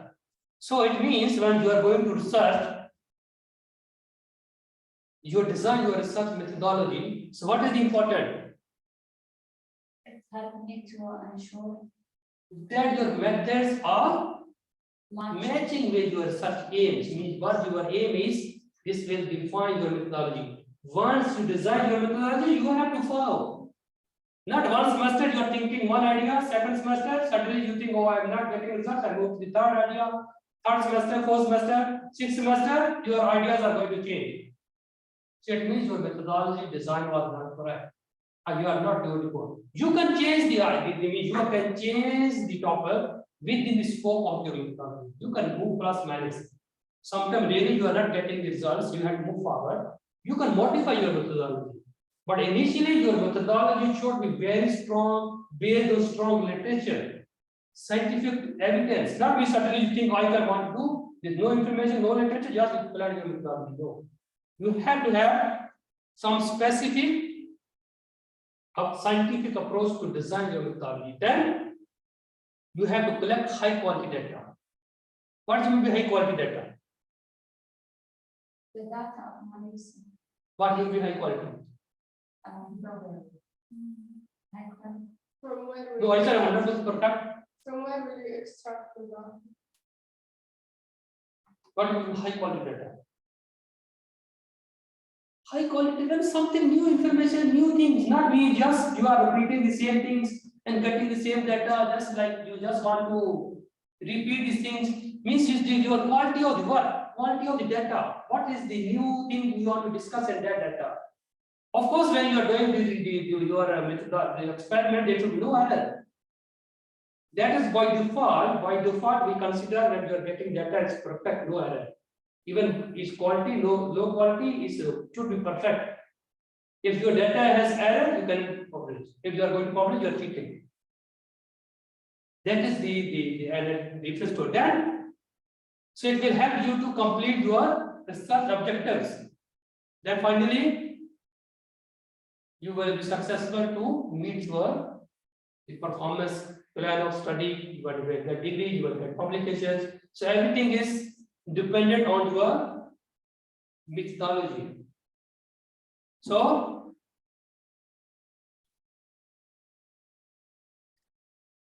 okay. So once you are going to do the methodology, you just have to consider a few things in your mind. Purpose of your research, why you want to do, which problem you want to solve. So your methodology, some have the solution or the stages are there. So it means your methodology should have be based on some strong literature review.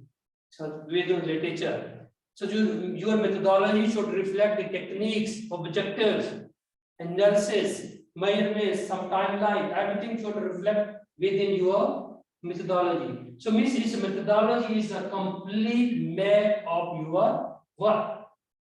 If you want to construct a house, what do we do first?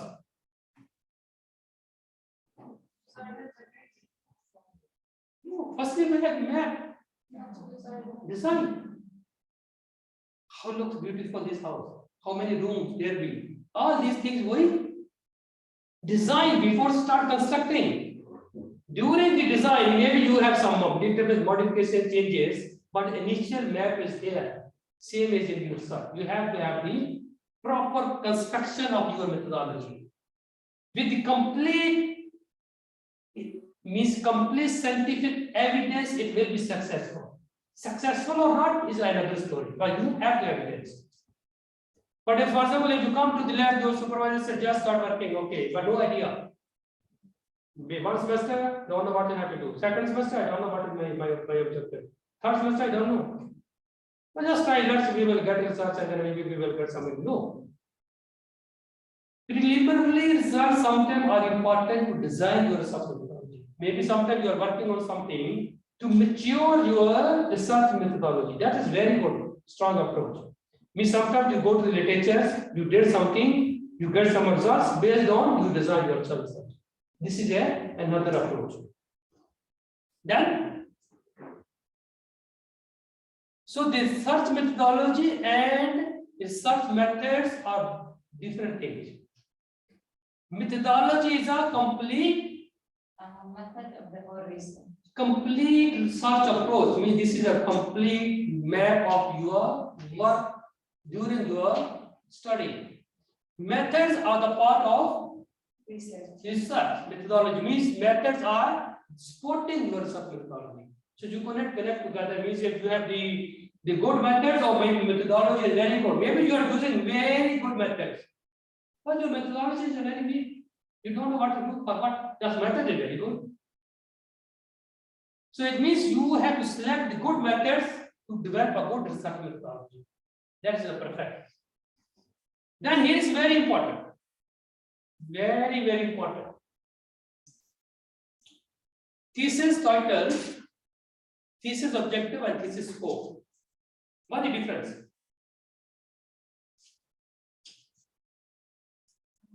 Each one should reflect the other. Yes. Mean this is a one family.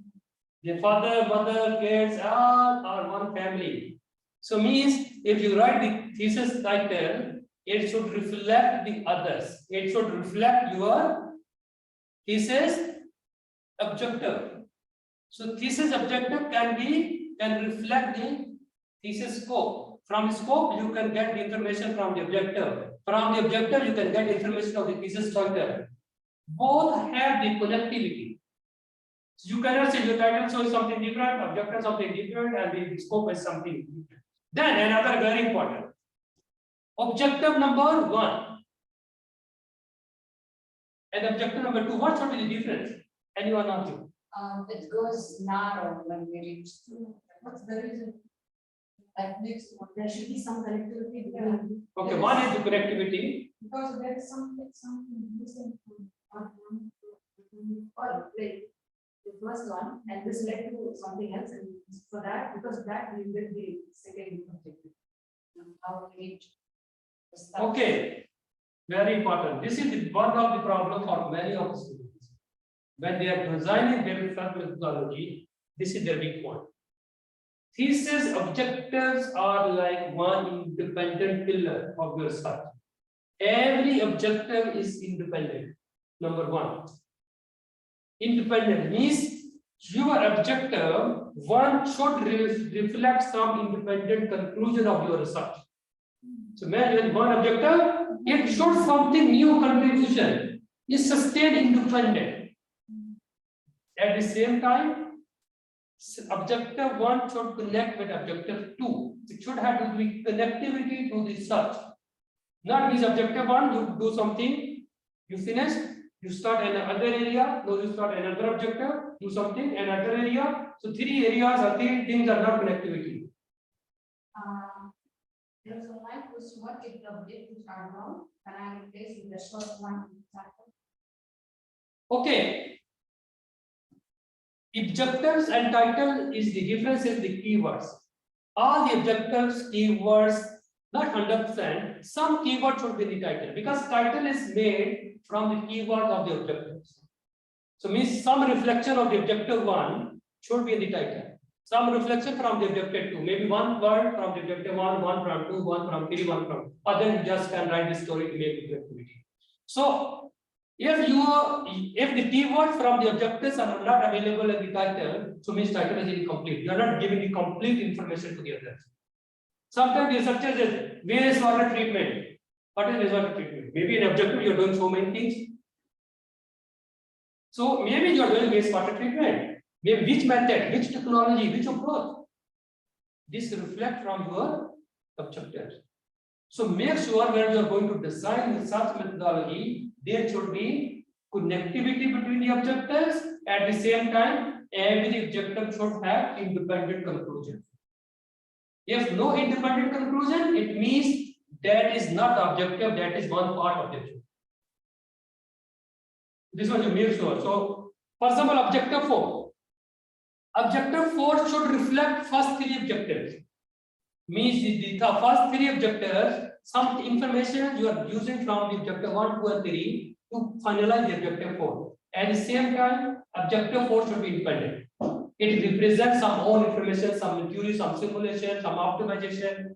So means if you want, for example, optimization objective 4, optimization is independent approach. You can do an objective 4 and conclude. But at the same time, the results from objective 3 you are going to use to optimize an objective 4. So that's why it has connectivity at the same time independent.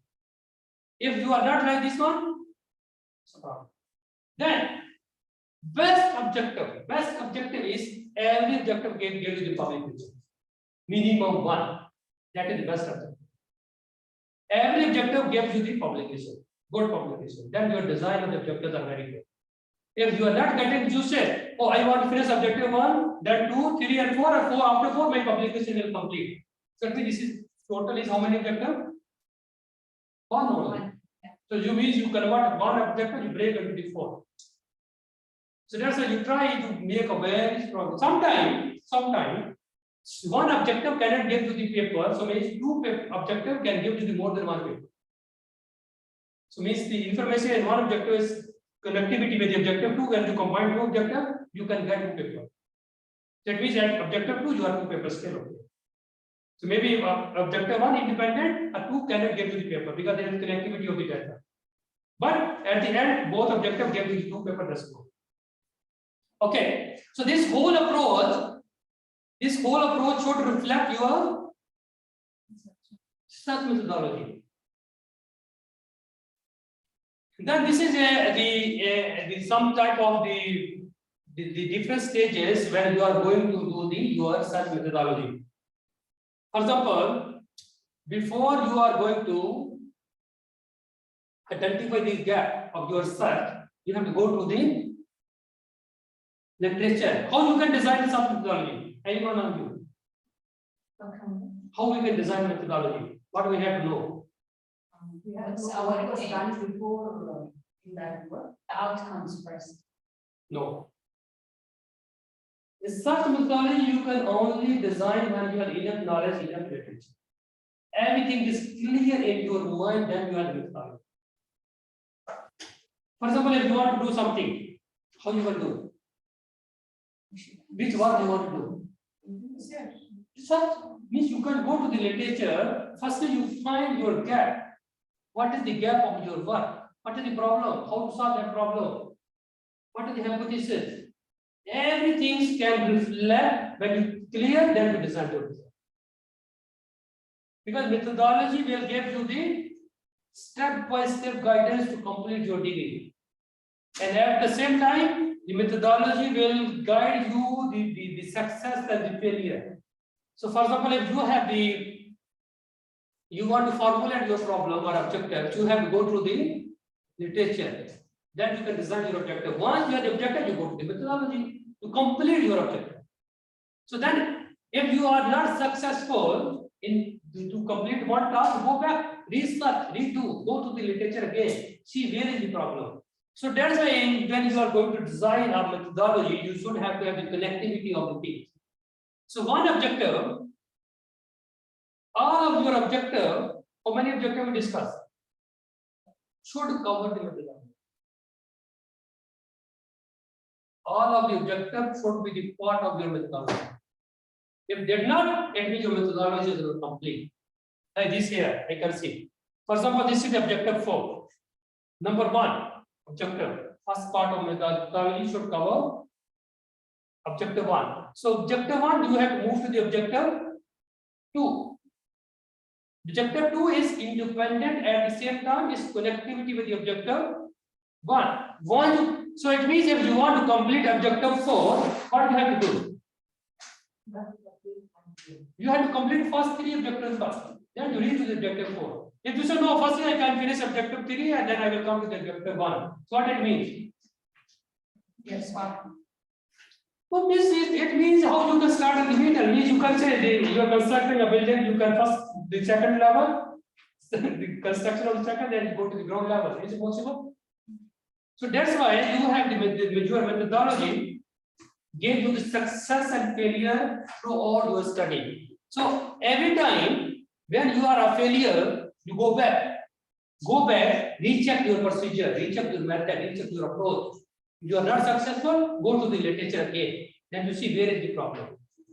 If you are not successful, it means something is wrong in your design of it, or the method you are using is not correct. So that's why every time when you are designing a methodology, give very detailed information. Make this flowchart like this one. So number one, I want to do this one. If I want to study this parameter, I will do this method or this approach. This will be my outcomes. Make sure after objective one, what are your outcomes? If you are successful to get the outcomes, go to this objective two. Failure, no, go back. This is not means you finish objective one, you have no outcomes, no conclusion of the objective one, you suddenly stop objective two. No. Objective one, give this one complete conclusions. You make benchmark. This is my minimum target. For example, you want to get number 50. Make sure you are getting number 50 first in objective one. Otherwise, you recheck where is the problem. Then you go to the objective two. Maybe in objective one you say 50, objective two you want 70, objective three you need 80. So you move stages to complete your, and then once you are doing this job, the quality of the work should be very high. Should be new methods, new approach, new materials, new things in your methodology.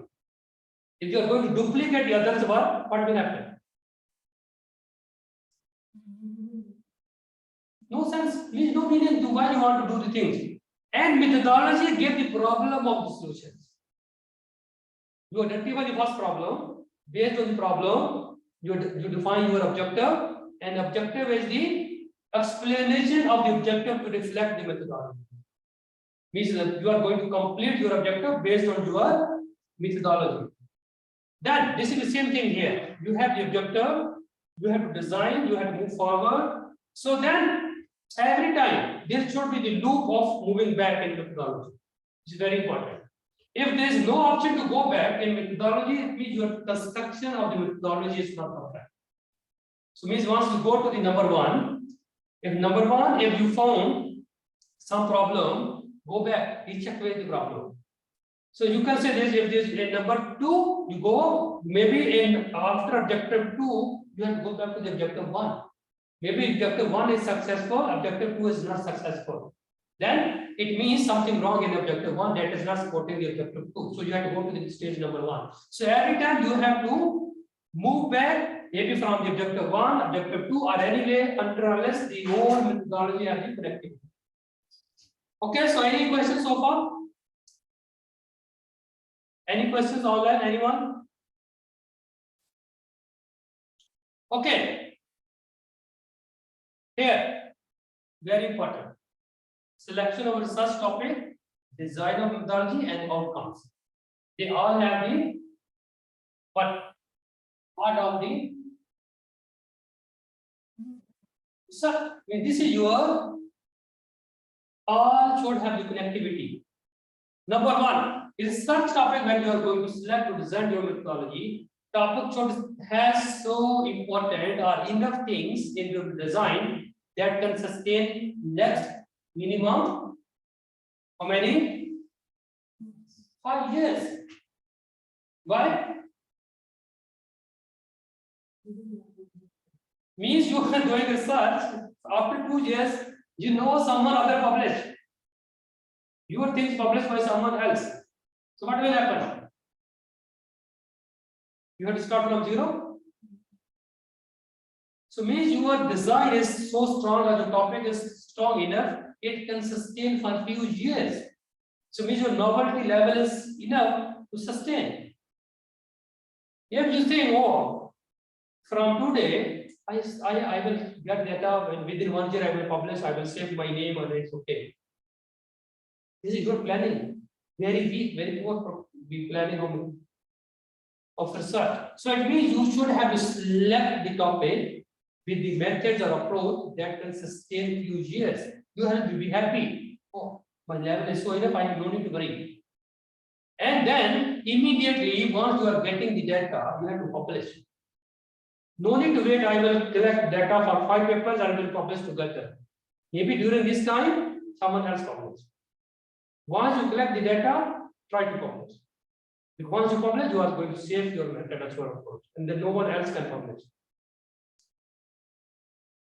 So then your methodology is enough to publish high quality data, something new things you are going to produce, so that you can publish in a good journals.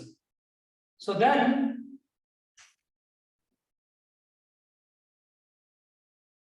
okay, this is very important, number 6. At the end of the PhD thesis, one should claim new contribution. So this is very important for the students. Once you complete your PhD, think what is your contribution new that no one else has done. Not publication, I'm not talking about the publication. Means which new contribution in the research community you are going to introduce. If you say this person was using this method, their efficiency was 50%, I increased to 60%. This is not your thesis contribution. This is your research contribution. If you increase to 50 to 60 is okay. Which method, which approach is sustainable for your research? Means when you go for someone interview, you say, I do this one. This is my thing no one has done. Then that is your new contribution in the research community. That will sustain. So it means you should have to have the enough novelty that can sustain for whole life with you. That this is the work you did, no one else done. If you just increasing the efficiency, mixing something 20%, 30%, that is just to publish. That is publication, not your actual thesis contribution.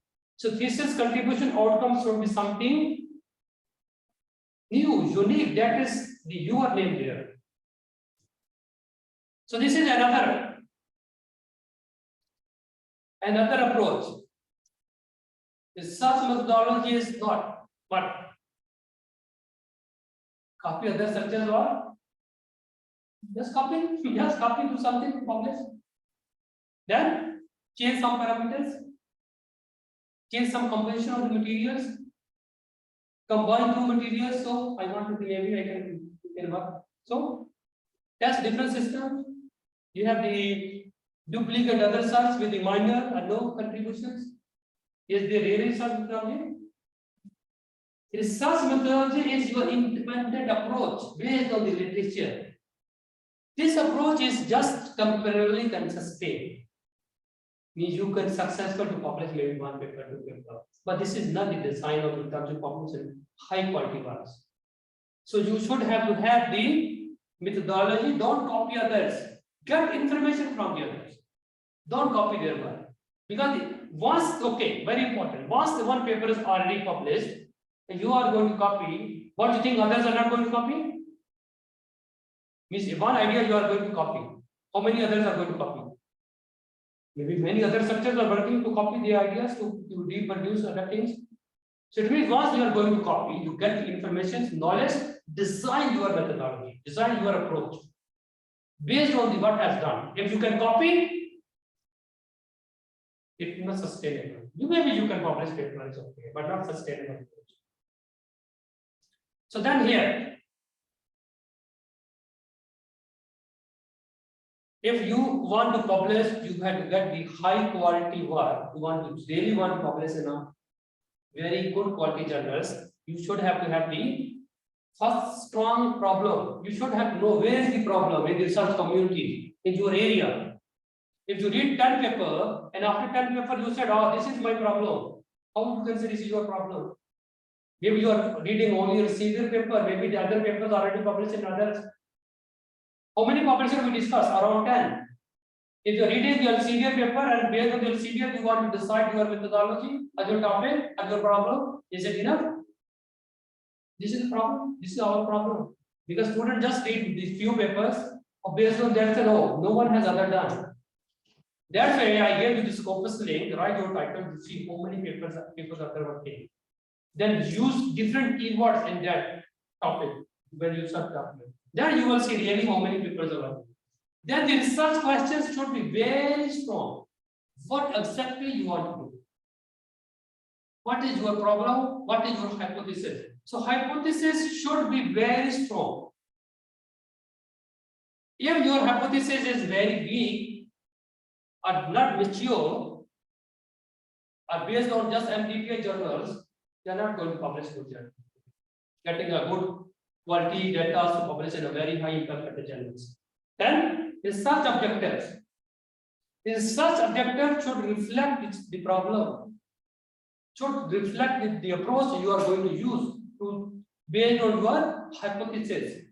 So it means if your hypothesis is not strong, your objective should be very weak.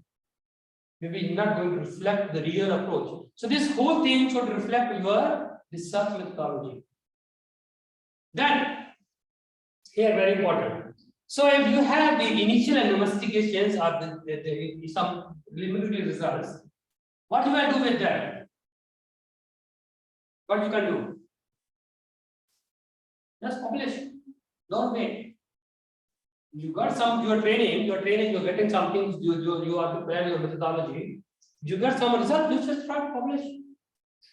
No need to worry, it's a good or bad, just publish in some journal. At least you will get some information, how to write the paper, what you're doing research, at least this will be your training. So this initial investigation is your training of the research, how to write, how to do experiments, everything. So after that, when you are in the second stage, then you are getting the data based on your hypothesis, so you can improve the quality of the publication. Sometimes some students initially publish in a very good journal, so means they are initially very successful to get the good data. Sometimes it is very hard to get initially very good data.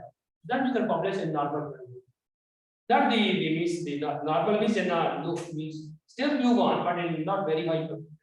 But when you are going to the second stage, third stage, your quality of the publication has to increase until you reach to the final objective. So then here, you should have to make your research plan. Students' publication agenda. You have some plan of publication based on your research methodology. I will do this one. I have this my plan, and this is my objective one. I will get this information, this data, I will publish. Then I will get this information, I will publish. So means if you have no plan, no agenda of publications, how you will publish? You will publish? Means you will just working on, means like a layman coming to the lab every day, you are getting some experiments, but you have no plan. You should have, for example, you are in a semester 1, what you have to do in semester 1? Okay, so in semester 1, you should have to have a good, what good? Strong literature view. You start literature view in semester 1, semester 2. So based on this literature view, what you can do? Any one of you, what you can do with the literature? You can plan yourself. You say this semester I want to do the literature, and based on the literature I want to publish. You can publish in the good journals. For example, you see here. This will help you to the basic understanding of your problem. It will give you the narrow your search gap. It will help you to framework of your analysis. It will design your hypothesis. So means you don't wait. Oh, first semester no problem. I will publish the. Start from the first semester. Plan what is your target. You want to publish or you want to talk. If you publish, it will help you a lot. It will improve your knowledge, your hypothesis, and everything. You see, the students are. This is my student. He's in the first semester. He successful to publish more than one paper. Just it means you want to you're doing the literature. You just summarize your data and publish. It's very easy to publish. When you are going to the second stage, you should have to start working on your preliminary results. Try to publish in some journals. So means once you are successful to publish, this will help you to secure your hypothesis, your objective, or your approach. If you are waiting, oh no problem, maybe I will publish at the end of the fourth semester, fifth semester, no problem. So it means someone else publish, you are losing your time. So you make sure you are going to secure your approach or your methods. Once you are going to get you publish every time. There should be no stop in publication. And at least every semester you have plan of publication. Not after 1 year or 2 years or 3 years. If you are not successful, at least you can plan every year's month. Then you every based on your objective, you should have to have the publications. So means every objective, you should come up with the publications. If you are not getting publication based on the every objective, so means your objectives level is very low or very weak. So you see here, so this is just like some of the for example, some of my students, so this every time, every objective they publish. Because we make their methodology in a way, so it's enough novelty, enough things, so that after every semester, they have enough data they can publish. So because this is not difficult job, this is just based on your planning. If your planning is very strong, every semester you can publish. So it means you have the, how many semesters in your PhD? 8 semesters, you can publish easily 8 without doing nothing. Means if one semester to publish one paper is nothing. So if you are not successful to publish, it means you are not planning well. Working hard cannot publish. Working hard just you are wasting your energy. Means every day come to lab, where you are going to find. No, you plan way. Means this semester, what I am doing, what I can publish. This data I am getting. So you target that data. If you are nothing, go to the literature review. Find some data from the literature we are publishing. Okay, any questions so far? Anyone online? Any question you want to ask? Okay, now it's important is you have the data, like we discussed, you have the design of methodology, you are getting some data, you have the plan to publish. Now the question is how you can select your journal. How you can select? Which journal is good, which is bad? How you can decide? Any idea? Means now we already did the design methodology, we are getting experiments, literature, now how, what we can do? Need to publish where? High impact journal. So it means we have to see how we can select the journal. It means we should have to know. Yes, there our work is there, where we can publish, how to select the journal. So if you want to select the journal, first look into the type of the work accepted in that specific journal. If you already know the journal, look to the profile of the journal. So what type of the data is already published? Not suddenly you see, oh, I want to publish in this journal. Is it very imperfect or just want to submit? If you submit faster, you will get rejection faster.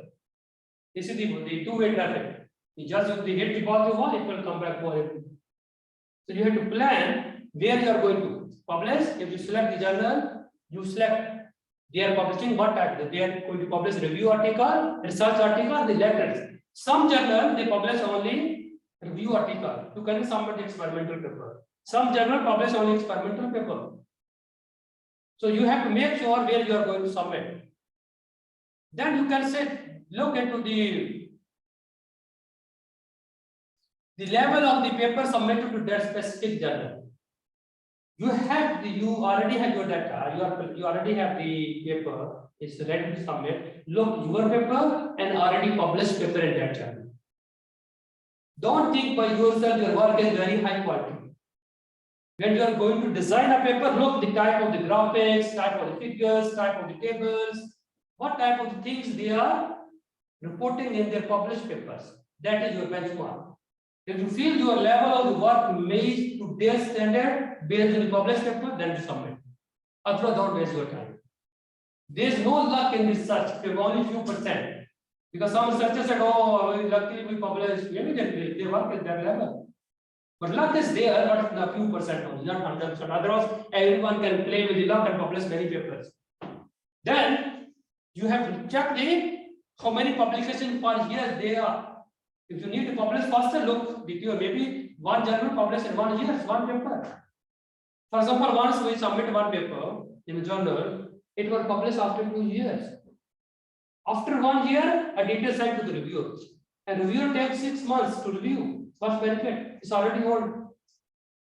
And then the reviewers ask to update their references and they start commenting from zero.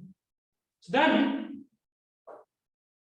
you check here the structure, the length of the article. Sometimes the different journals have the minimum number of the figures, the number of the tables, the total number of the words. You have to look into this one. So when you are preparing your thing, this is not only one factor, you have the good quality data and suddenly you shall have to publish. You have to consider all these things.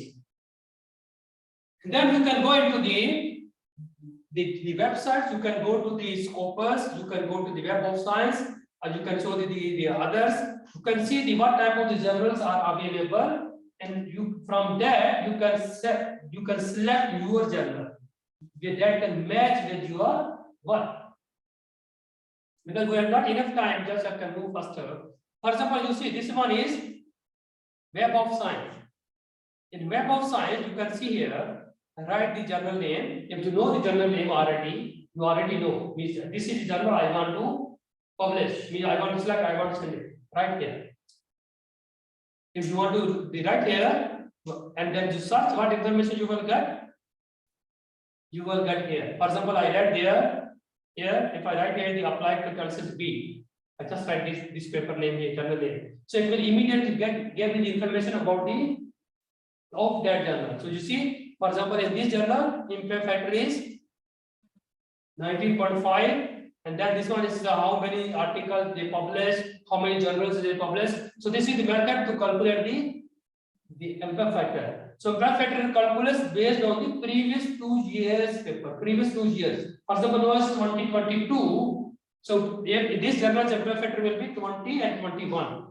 Total number published in 2 years and total citations in 2 years. So you see here, this one is the total citations and this is the total publications to give you the impact factor of the journal.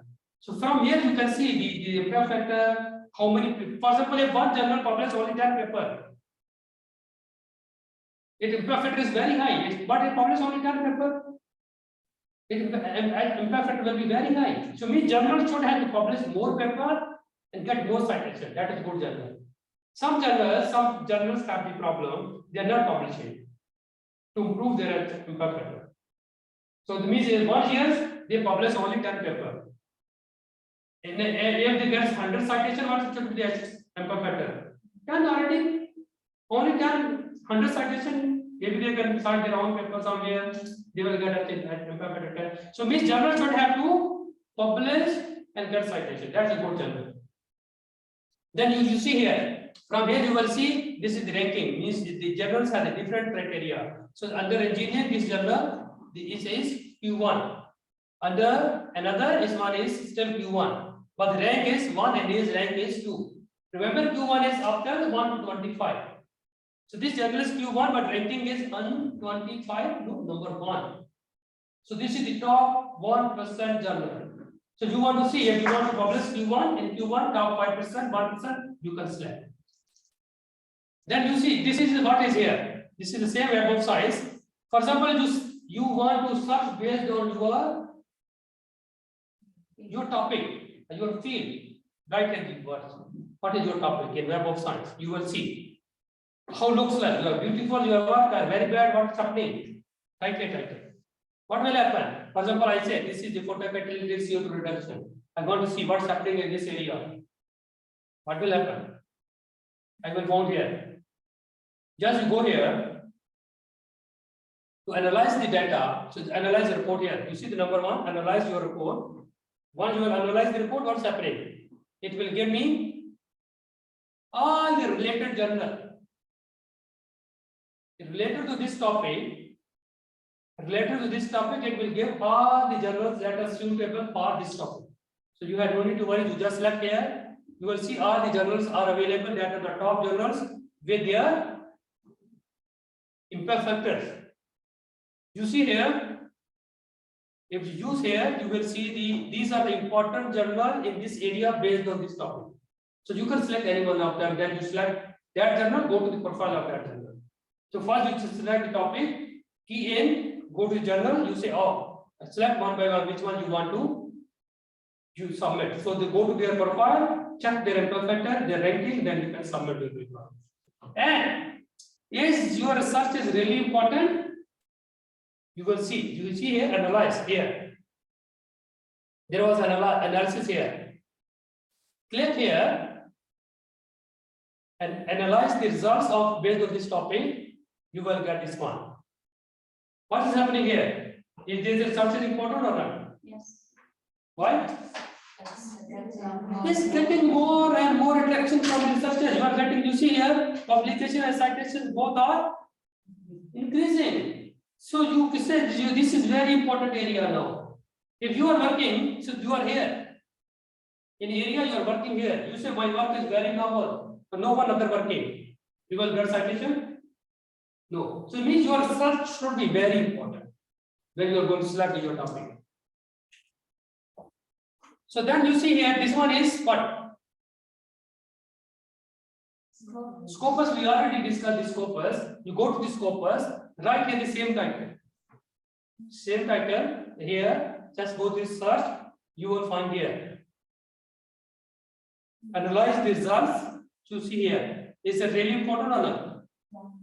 You see. If you see, if in your area the trend is moving down, stop. No need to contribute yourself because you have to survive yourself also. Not means you are working for the other. You are working for yourself also. If no one likes your work, how you will get citation? So it means something is wrong in your area or something is wrong in other that area because other searches already stopped. There was something they did not working on that area. So means you are not, many others may be already tried. So that means their research is not very important now. So then sometimes their research is very important but no one explored. That is another issue. But that is really not, maybe many others are better than us. We can say because we are the best. Maybe there are many other good researchers. Then you see in the when you see here, is very important, and you can see here. From here you can see the authors, top author in that area. So means you see the top authors and top countries. So what are working on that area you can find also.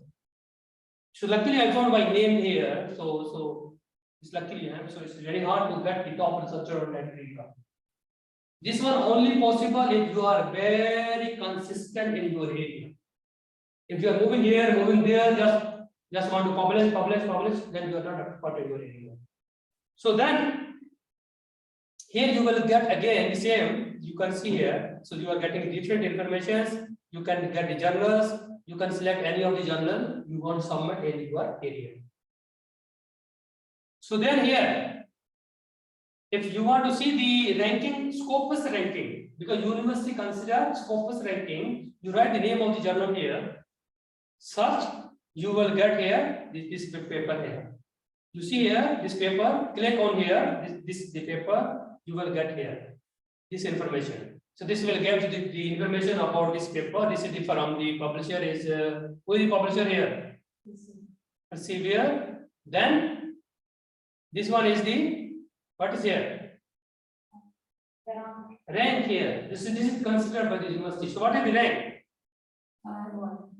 99%. What does the 99 means? 99. 1%. From the top, this is considered from the top. This is the top 99% means it's 1%.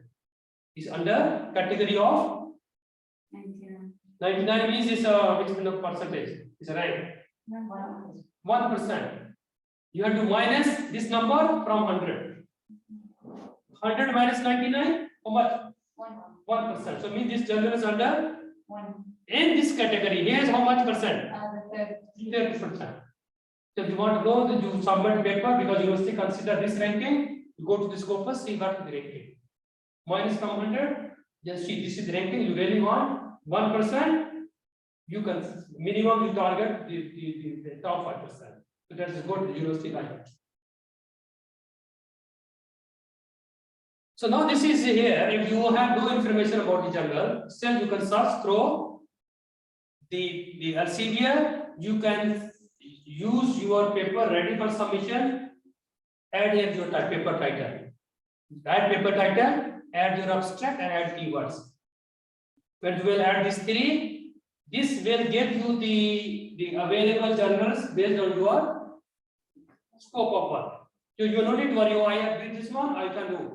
Sometimes you use this one, you can easily get. So for example, I read this title, I got this abstract, and then I got this kernels. We said, oh, this is the chemical engineering journal, this is this journals. So I can say, oh, it's really important for me. I can say its ranking is good, its perfect is good. I can submit journal. But before submission, go to the journal, read author's guideline, or the instructions, and cite some paper from this journal. Don't submit them to citation. If you did not cite, what will happen? Editor will consider this journal is out of scope. Your paper is out of scope because he did not want any paper from that journal. So it means no one publishing the paper on that your topic and that area. So it means you are something wrong.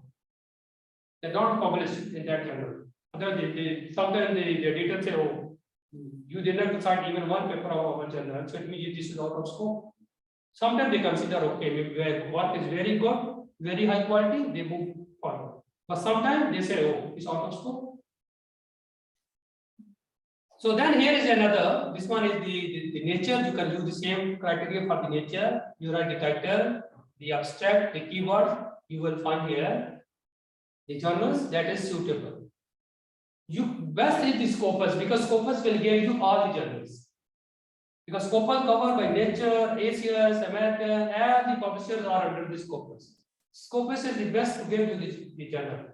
Okay? Any questions so far? Any question you want to ask? Online, any question? Okay. Now, because you did not have the paper, I think so. Anyone of you, so we have no need to try to check your journal. If you have paper, anyone of you? Ready? What are they? Have we need for publishing? Yeah. You have any idea of your title, your abstract? No. So otherwise, let's try. We can check this journal is good for you. Okay. We want to publish which journal? Yes. If you want to publish, how to select the journal is good. Every time you say, oh, high impact factor, but maybe if high impact factor don't like your paper. Suitable journal is also important, not only the impact factor. Means you see, oh, this journal is very high impact factor, I just go and submit. No. You had to fulfill the criteria of that journal. Minimum criteria, the scope of the work, novelty, quality of your work, structure, number of figures, number of words, number of tables, references. Sometimes the journal, the reference style is very important. So you have to consider all of them before you can submit. So this one, when you are going to write your paper, just very brief. So when you are writing your paper, so just you are make sure you have the proper structure of your paper according to the journal format. You have the proper table of content, you have the proper figures, quality of the figures, number of the figures, and comparative analysis of your data. One of the biggest challenge for the student is they have not enough knowledge to discuss the data. They have enough knowledge to construct the good figures. If you did not have the good figures, not enough knowledge, how you can say your data is good? How you can prove? Means you get some results, how you can prove you are good? Based on discussion. If your design methodology is good, everything is good, you want to publish in a good journal, everyone will read what you are going to write. So your comparative discussion should be very strong. The most of the students' problem, not the others, students' problem is their writing skills are not good. Writing skill does not mean English writing is good. Writing skills. How to discuss the data in a good way so that they can say. For example, they may have own experience. I read one paper. So I just, for example, I had this. I can say I had mango. How we had the apple? Why? How you can define apple? A fruit. Okay. Okay. Apple. Classification. Okay. For example. Which one will you use? The appearance. No, you see, now you have the apple. You say once the apple is a fruit. If you someone is apple and fruit, it's okay. Everyone knows apple is fruit. Describe You can write 10 pages over the apple. Yeah, we have to write a classification. For example, you say this is the apple, this is This is the color of this apple. This is the origin of this apple. This apple is coming from the US or from other countries, from the Jordan, transported through these vehicles, it comes to this market. Then this is the paper, this apple is from this class of the apples. Means this nothing there, but you are making this story. Yes. It means apple is there, which is ready to eat, but just you are making good the discussions to make the things it looks like a totally new. This is how you can write a book. You have the data, but no, this is your job. How you can say why things are best. If you get the data, if you are successful to tell to the readers or the reviewers, you are the best.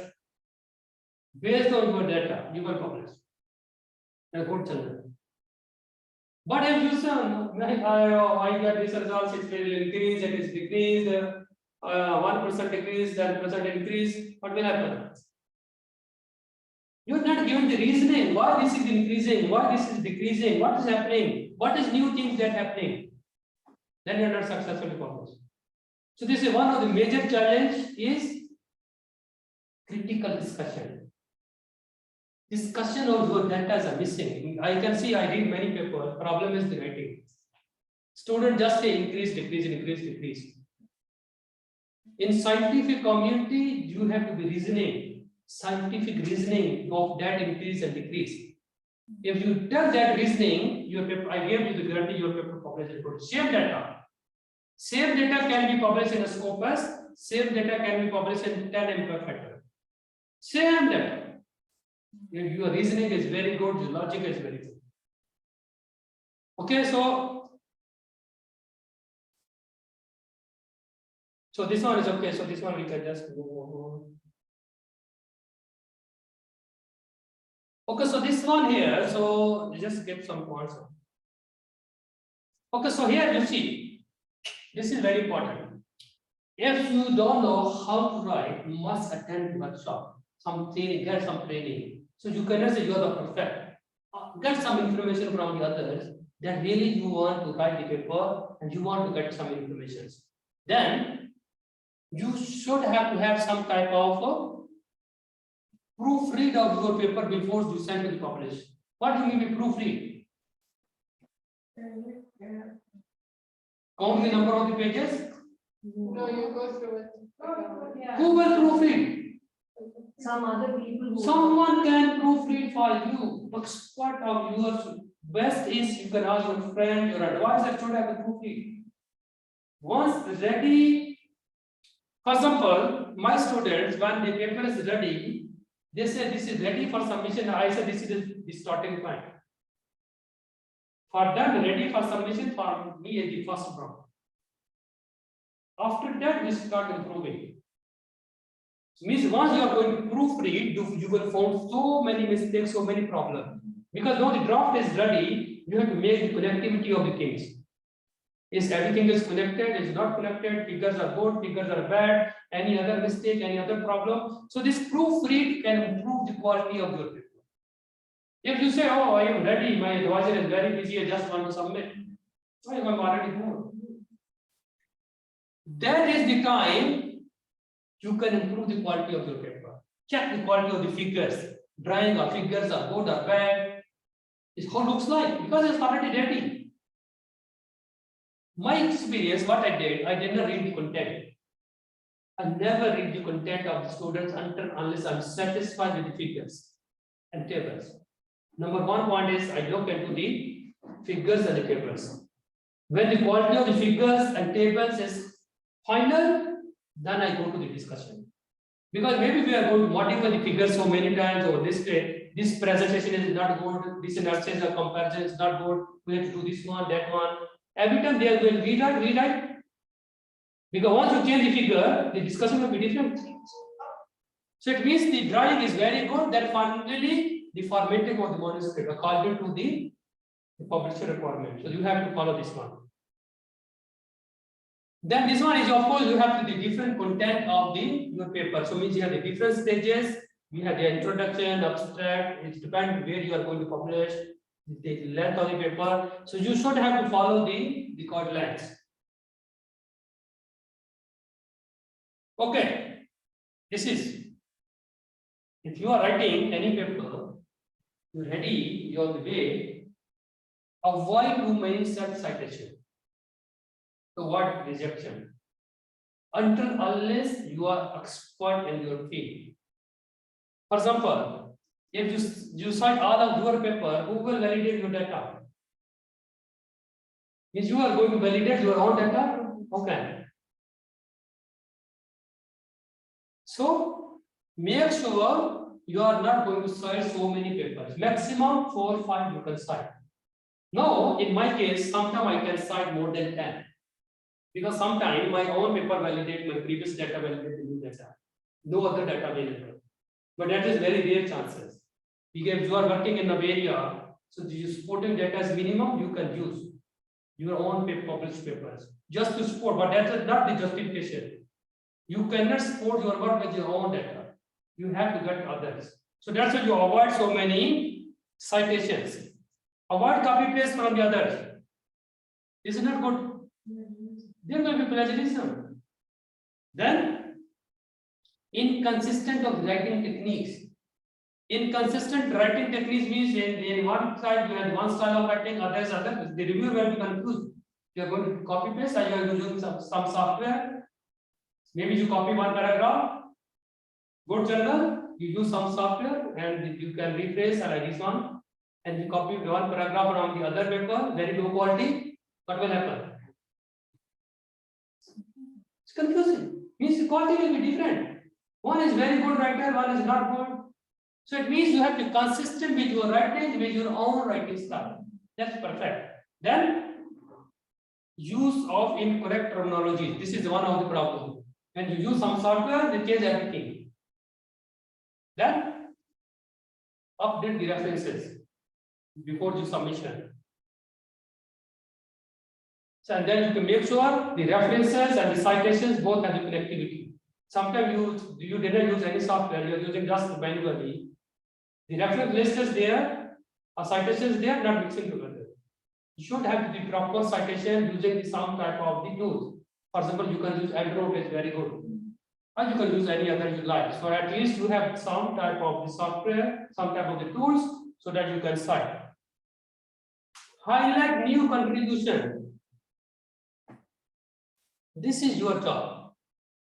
And most of the time, this is the job of your advisor. Because you cannot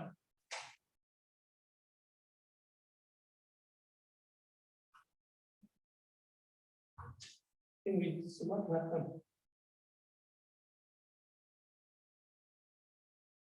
Okay, so just here. Okay, so this one, just this one, normally, as per my experience, this one do by myself, not my students. This is my job to highlight the new contribution. This new contribution maybe are only few lines in your whole paper. Somewhere in the introduction, somewhere in the abstract, somewhere in the conclusion. So these are the keywords that will reflect the quality of your work. Oh, I get this one in this paper, this one, that one. So this story you cannot do because you are not expert on that area. If your advisor can help to highlight some new contributions, your paper quality will be higher. And maybe we can spend only 1 hour just to. But of course, you already have the things are there. Now you need some keywords to highlight the quality. So just few sentences are enough to reflect your quality. And this sometimes you have to modify the title, somewhere in the abstract, somewhere in the introduction. So because these few things are the reflection of your paper. Maybe keywords. Okay. So that's we can move to. Okay, so then when you have the finally, so when you have the editorial process, what's happening when you submit your paper? What's happening? How they are going to judge your paper? Originality, relevance, clarity, structure, quality of writing, then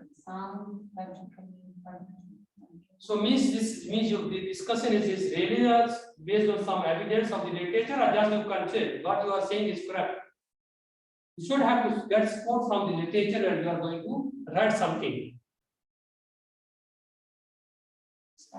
So then you have to have something of the good experimental results, then you have to have the scope within scope of the journals. So means if your paper is rejected when you are going to submit to the journal, maybe any one of the region, means they are not going to say, oh you did something wrong here. Maybe there was no novelty, you just submit, you want to play with your luck. No, maybe formatting was not correct. Maybe the reference style was, means something is wrong with the editor reject your paper. If the editor reject, something is wrong.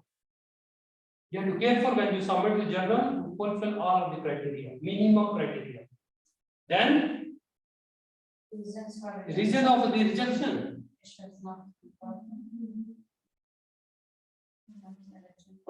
Not important, issue is not important. What means?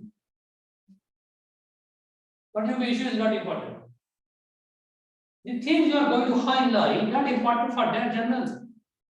Means if you say I want to do the work on the food, for example, I want to do the recycle of the food or this one, and you submit to the journal, you said we are not considering this topic.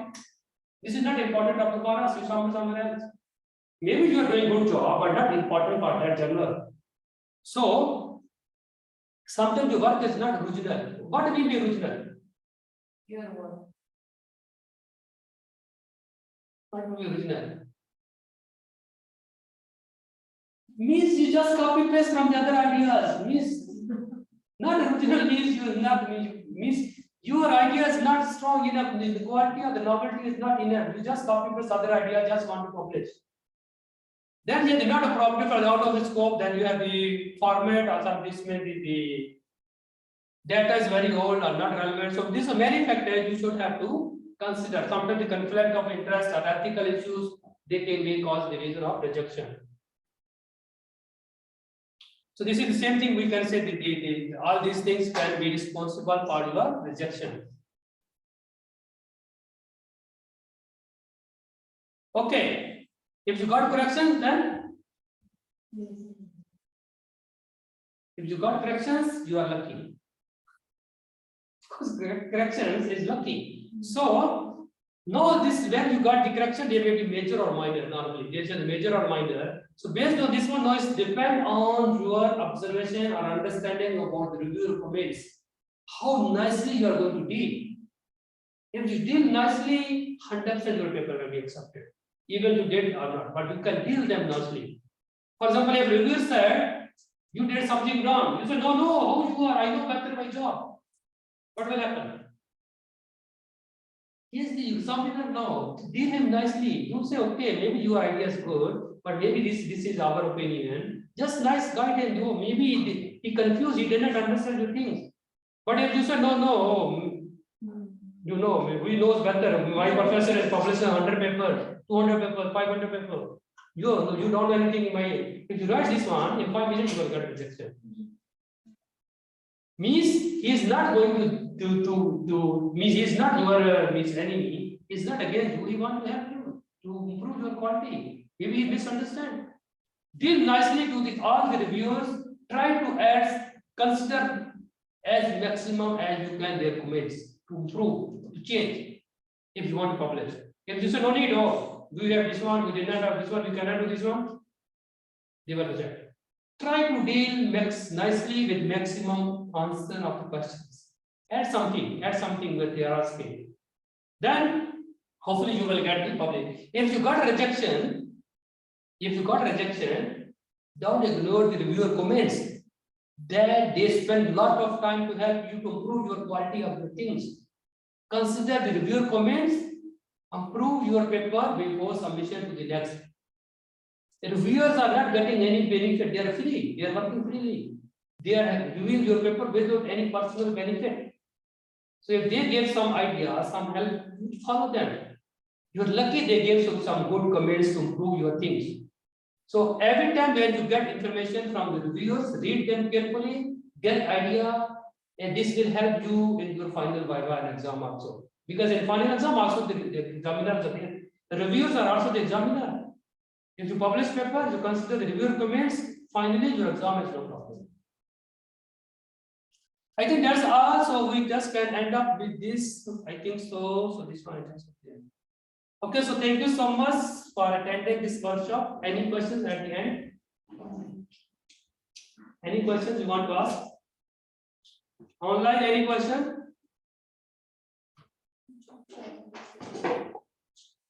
Okay, so that's all. Thank you so much. So hopefully, if you need any help, any guidance, this is my email.